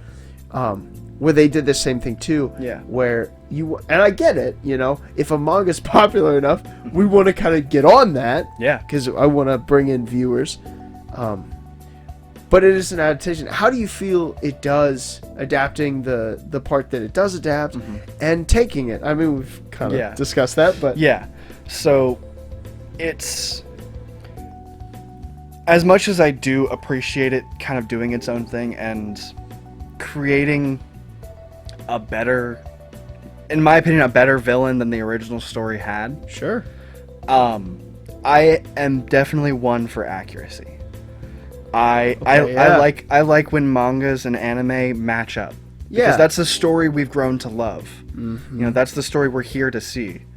You know, and I think a lot of my thought on it too is that I've always loved the fact that anime can do things in film and media that other forms of film and media can't. You know, with doing these incredible shots and with all of these crazy magic abilities and all that stuff, it's able to hit levels that real life can't do. Right. Well, you think about that last battle. There's no way. Right. If that was live action in 2001. Exactly. Are you kidding? Exactly. But with the manga side of it, like, I feel like the consistency of having them kind of be the same allows you to, like, see the work that you read and envisioned how things were happening. You now get to see them unfold in real time. So, like, it's basically like when a book, like a novel, gets adapted into a movie. You know, like with Harry Potter or something along those lines. You know, you get to see the characters act out. You don't have to. You don't have to read the 10 pages of their inner dialogue. Sure. You know, you get to just see it on their face in real time. And I think that's where this version kind of gets to me a little. Sure. Because it's not accurate. It's not accurate to the original story. But I think that this version, not only does it give you give a better villain, in my opinion, but when they did do one that was accurate to the story, it didn't play out as well as you'd think it would. Right. You know, it was more flat and dry. Yeah. And so I feel like, you know, even though it's not the same as the original story, I feel like it tells the story just slightly better. Yeah. Like it tells the story of these three characters a little bit more without actually having to go into like what they're, you know, because being a 2001 anime, it has like no explanation for things that are going on. Well, yeah. Also a thing that was common at the time. Yeah. I think part of that is, right, you have a lower budget, especially than you have now. Yes. And you have a limited time frame. You only have 13 episodes to get your whole story in. Yes. You know, because that was the common practice back then, was 13 episodes a season. Yeah. That's your max. And that's, I mean, you think about, Yeah. think about some of the stories that are told now Mhm. over, I mean, immediately I thought of One Piece. Yeah. That's been, I mean, decades. This anime's been running. Over 1,000 episodes. Yes. Yeah. You know? Yeah. And like, that's like, it's not, it wouldn't have even been like a thought Mm-hmm. in this, for this, you know, kind of thing. Right. Especially with where the manga was in Mhm. its production. Yeah. And so, I mean, this is an admirable task Yeah. for any studio to take on. Uh-huh. Hey, you have 13 episodes. Tell this story. Uh-huh. It's hard, but I really think they did a pretty good job. Yeah. Yeah. Yeah, I agree. Like, I think they told the story they wanted to tell in the best way they could, especially for the time, not only the time frame they were given, but the equipment that they had for the Yeah. time that they were making this. Yes. You know, because Yeah.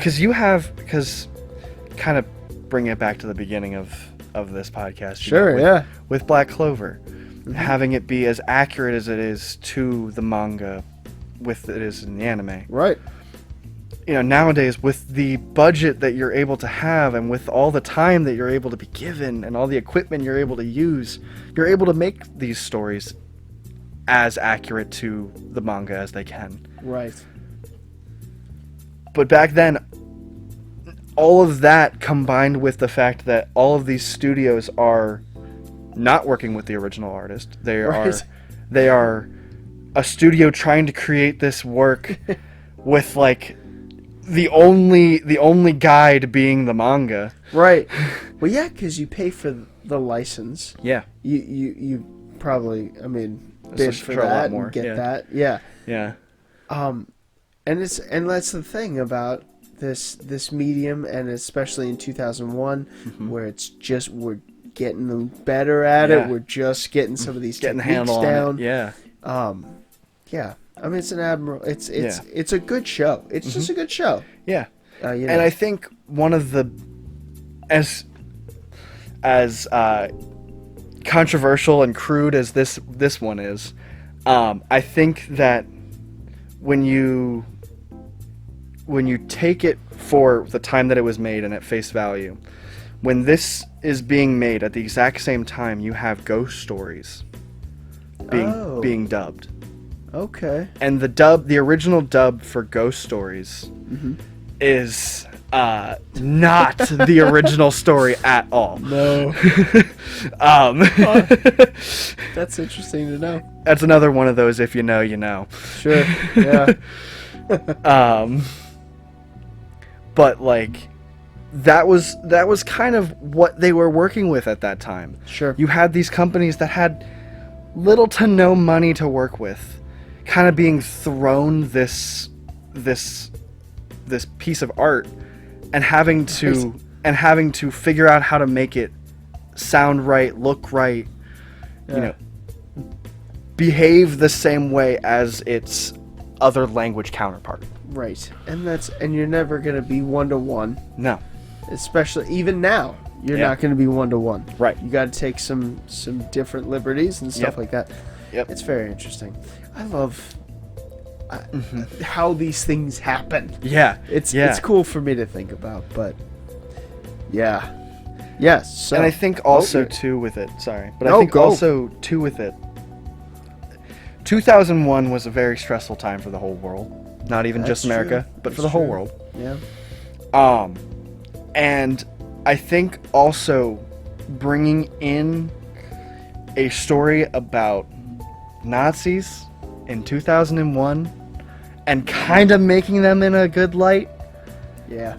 wouldn't have gone well for ratings anyway. No. Like they yeah. probably would have gotten pushed under the rug Yeah. if they had followed the original story. Honestly, I'm a little surprised that they're so okay with the word terrorist. Yeah. Yeah. Like they use it a couple They times. use it, yeah, they use it like more than a Especially handful. at the end. Yes. I wonder what dates they were released. But anyway, Yeah. yeah. But yeah, I mean, I could see that, and it's cool. Yeah. It's very And I think that allowed for like a strange situation like that allowed for the story to get, in my opinion, a better end than it had before. Sure, yeah. You and know? they get, you can, you make this, you deal with incognito, and you can deal with this in a different way. Yeah. And like there's still that thing of like incognito's working for someone. Yeah. So there's still a bigger baddie than this. Yeah. Which actually is I think, again, on the meta level, I wonder if they weren't leaving the door open. I'm assuming that's probably I think that's what they had to especially be doing. since they didn't change the chip logo. No. They didn't take they the did not. swastika off of the freak chips. Right. It was the same on there. It was the same chip. Because you could, I think, from that point, Yeah. you could literally just continue that anime. Yeah, and like there is like when you go from the original to Ultimate, Yeah. there is a little bit of that Yeah, okay. because Oh, the continuity issue, because Sure.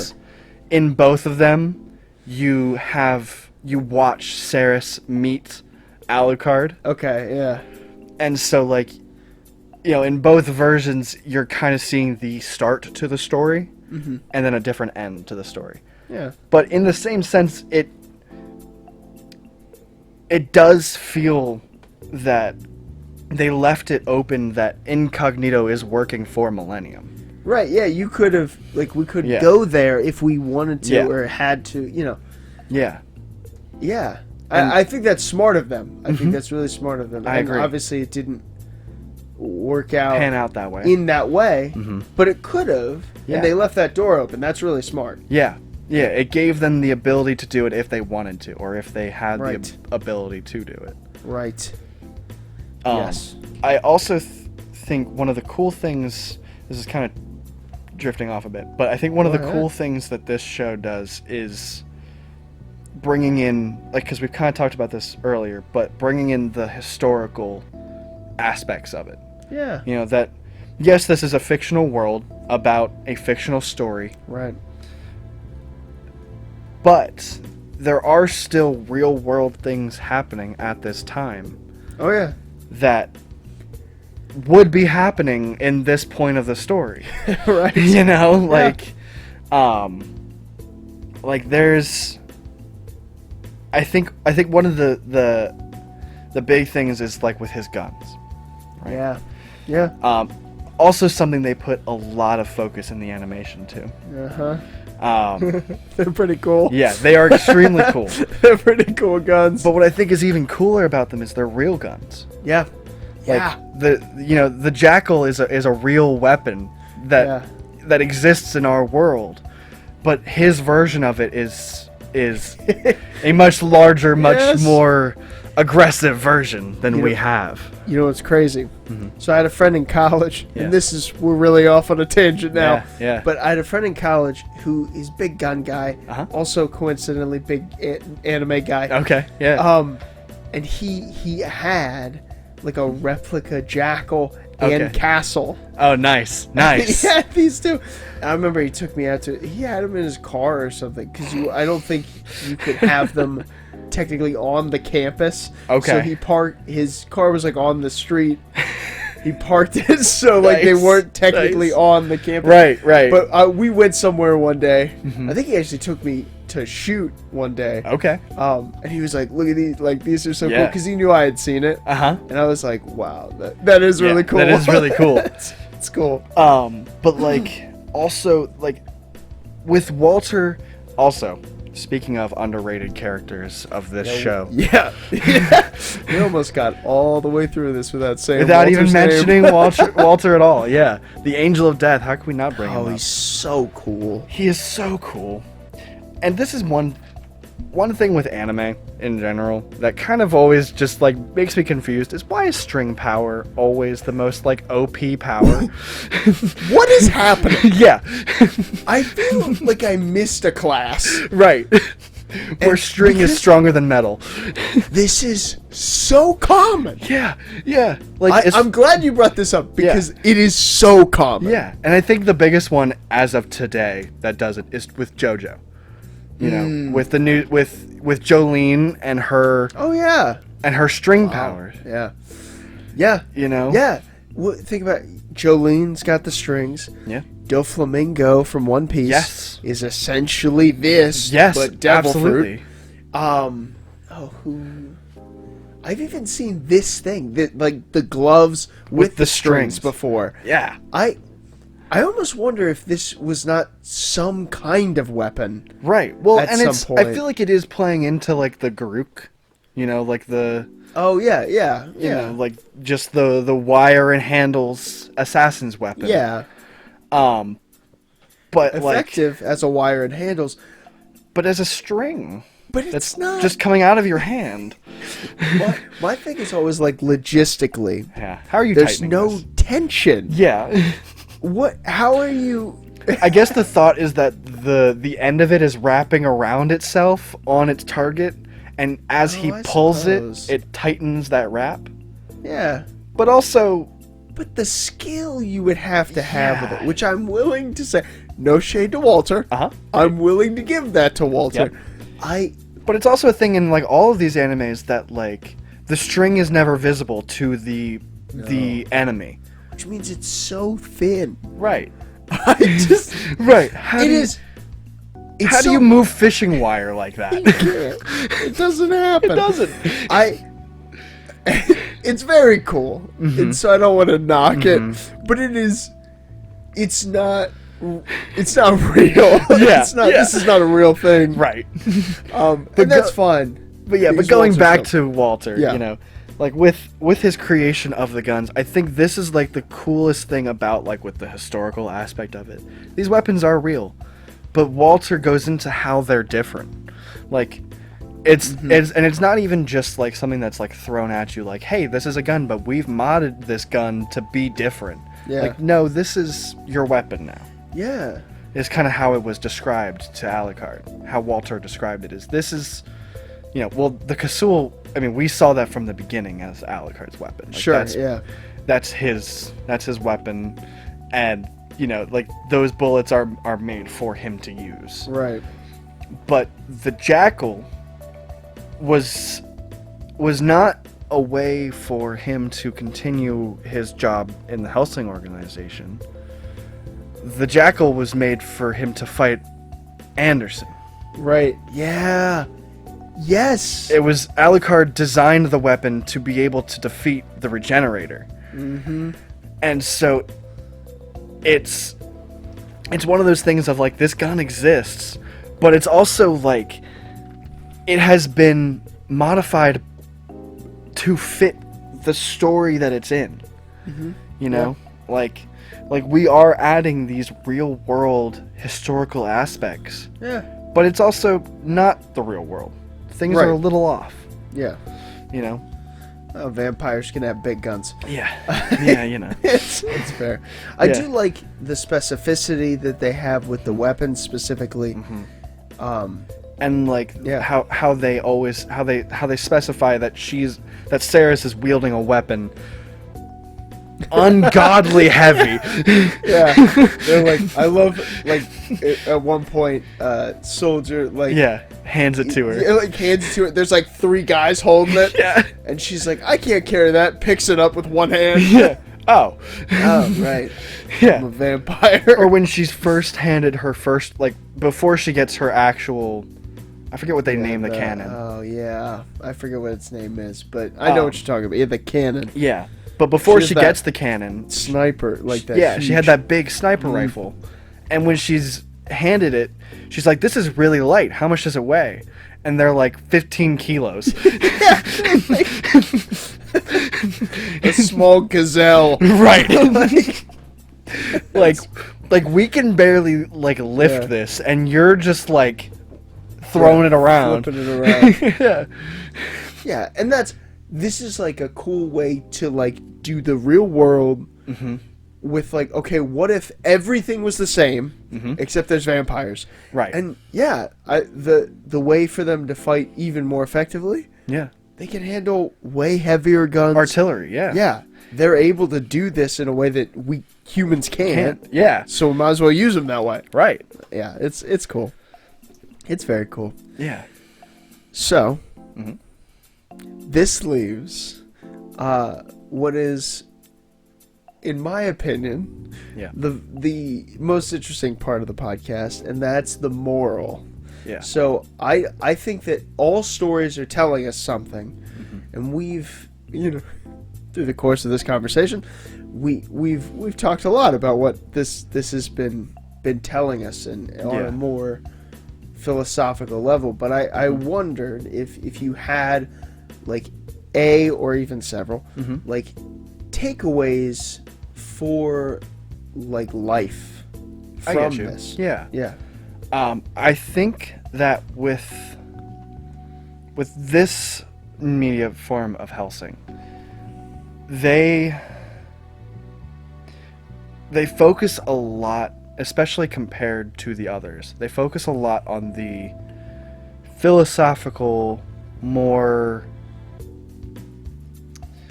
out of the box thoughts, theories of the world, and it's especially at the end with Incognito. Oh yeah. And their conversation of eternal life and the meaning of that eternal life and all of this. Yeah. And I think this comes down to this story tells the true moral compass of the vampire story. We have all of these depictions of vampires in our media, in our culture and in other cultures. Yeah. And this version of the vampire is a lot more human. Yeah. And makes more sense for the way that, especially with their version, with the way vampires are created. They are humans turned into vampires. Yeah. These aren't creatures that were born like this. These were people who are now having to live a whole new life that they weren't asking for. Yes. And so I think the big thing with Hellsing is that, one, I think the main takeaway that you get from it is expect the unexpected. Nothing is as it seems, and nothing will go as it is expected to go. Yeah. No kidding. Right. Or Integra. Yeah. But I think the other side of it is that the world isn't a big saying, especially in our culture, but throughout the world, is it's a small world we live in. You know. But I think the moral of this story is that the world isn't as small as we like to think it is. Yeah. There's a lot more happening, a lot more at stake than the small things in front of us. Yeah. There's a lot more of a bigger picture going on that we have to open our eyes to. Yeah. And I think Incognito actually brings that to the fore. Yes. A lot. Because it is this outside thing coming into Britain. And it is kind of like does give this impression of like there's much more world out here. Yeah. Than what we've seen even. Yeah. And I think even past Incognito, I think the Vatican and Anderson also absolutely display it very well, because one, it's especially in the other forms of Hellsing, you have that moral quandary of the Vatican versus the demon. Right. Yeah. It is the holy man versus the demon, and it's right. But I think that especially Anderson specifically has a lot more of an open mindset than that, as Sure. little as he likes to admit that. Sure, yeah. I think that he understands, especially more than the Vatican itself. Anderson understands that the world is more gray than it lets on. It's more. There's more than meets the eye, Yeah. you know, and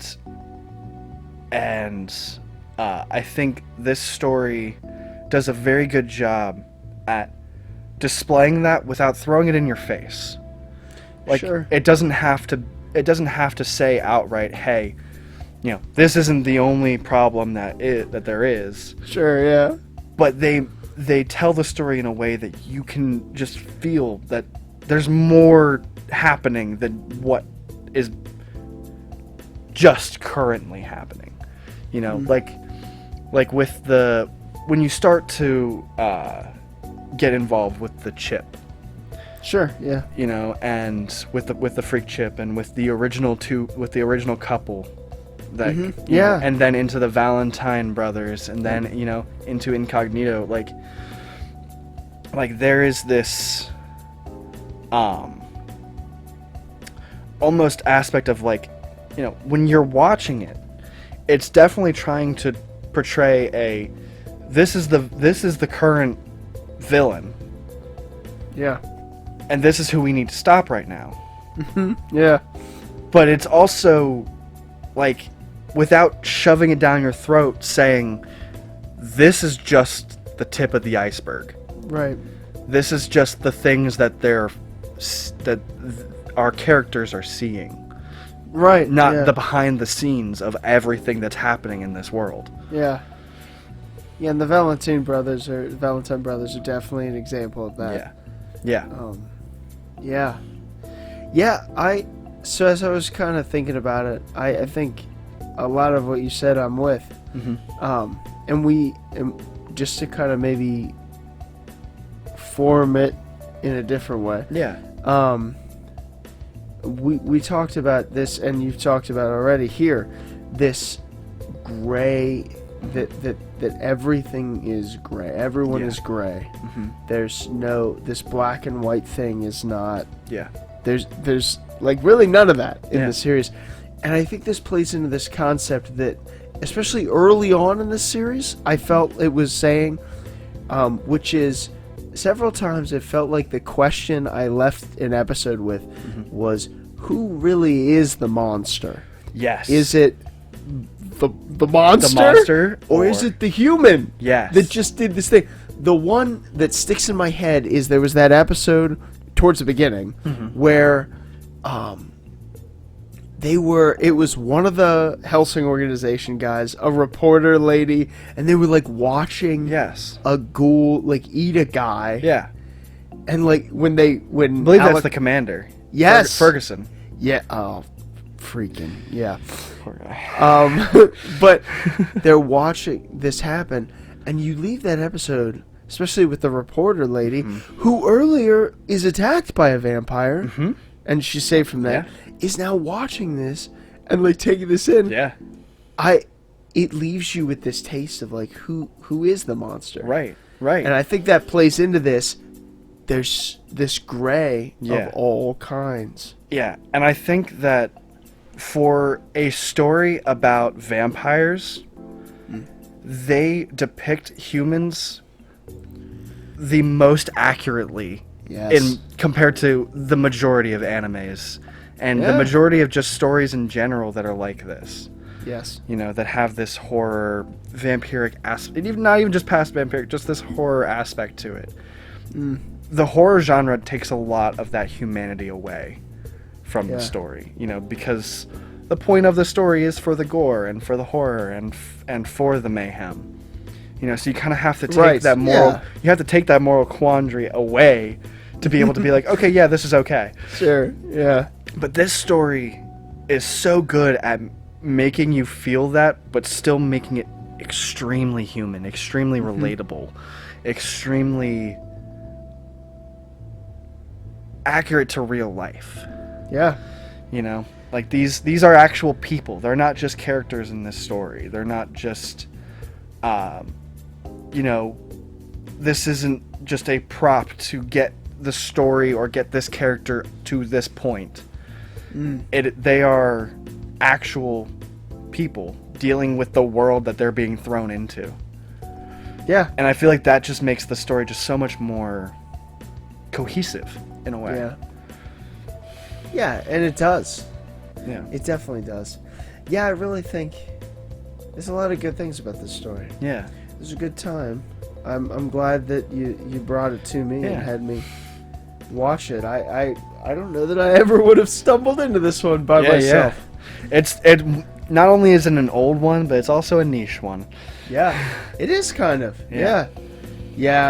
But it's very good. It was very good. Yeah. I was very close to purchasing. For those of you who don't know, by the way, as I've said before, my favorite medium is manga. And I have a lot of it. I collect it. And the Hellsing books look real good. Yeah, they do. They're like huge. They're like faux leather, red with the cross embedded into it. Oh, they look very good. Beautiful. And there's only 3 of them. I almost bought them while I was watching this, and then I was like, "Wait, Luke, you can't just drop money like this. You gotta." But yeah. Is there anything else you wanted to say about the story before we wrap up? I don't want to leave anything on the table. I think we kind of covered most of it. I think that, especially now that we're through a lot of this, especially if you haven't gotten to see it or haven't taken a chance to look into the different versions of Hellsing's media, give it all a chance. Yeah. Check it out, because all 3 stories are incredibly good in their own way. Yeah. And even this one being as old and, as classic as 2001 as it is, it's still just as good as the manga and its other anime counterpart. Yes. Yeah. Yeah, it's very good. Definitely. For if some reason you've made it to the end of this and you haven't seen it, go ahead, give it a watch. Please. We already said that in the beginning. Hopefully you listened to us then. Right. But hey, give it a shot. And like we always appreciate you staying here and listening to us first. Yes. But that's great. Also, sorry. Yeah. We messed some things up a little bit. Okay. Well, first of all, thank you so much, Kaleb, thanks for having me. Doing this with me. I really appreciate it. Yeah. I'm glad we got the opportunity to do this and get this recorded. Absolutely. Yeah, so everybody, next month, I'm going to be podcasting with my little sister, my one and only sibling, Kate, who Kaleb knows well. Indeed.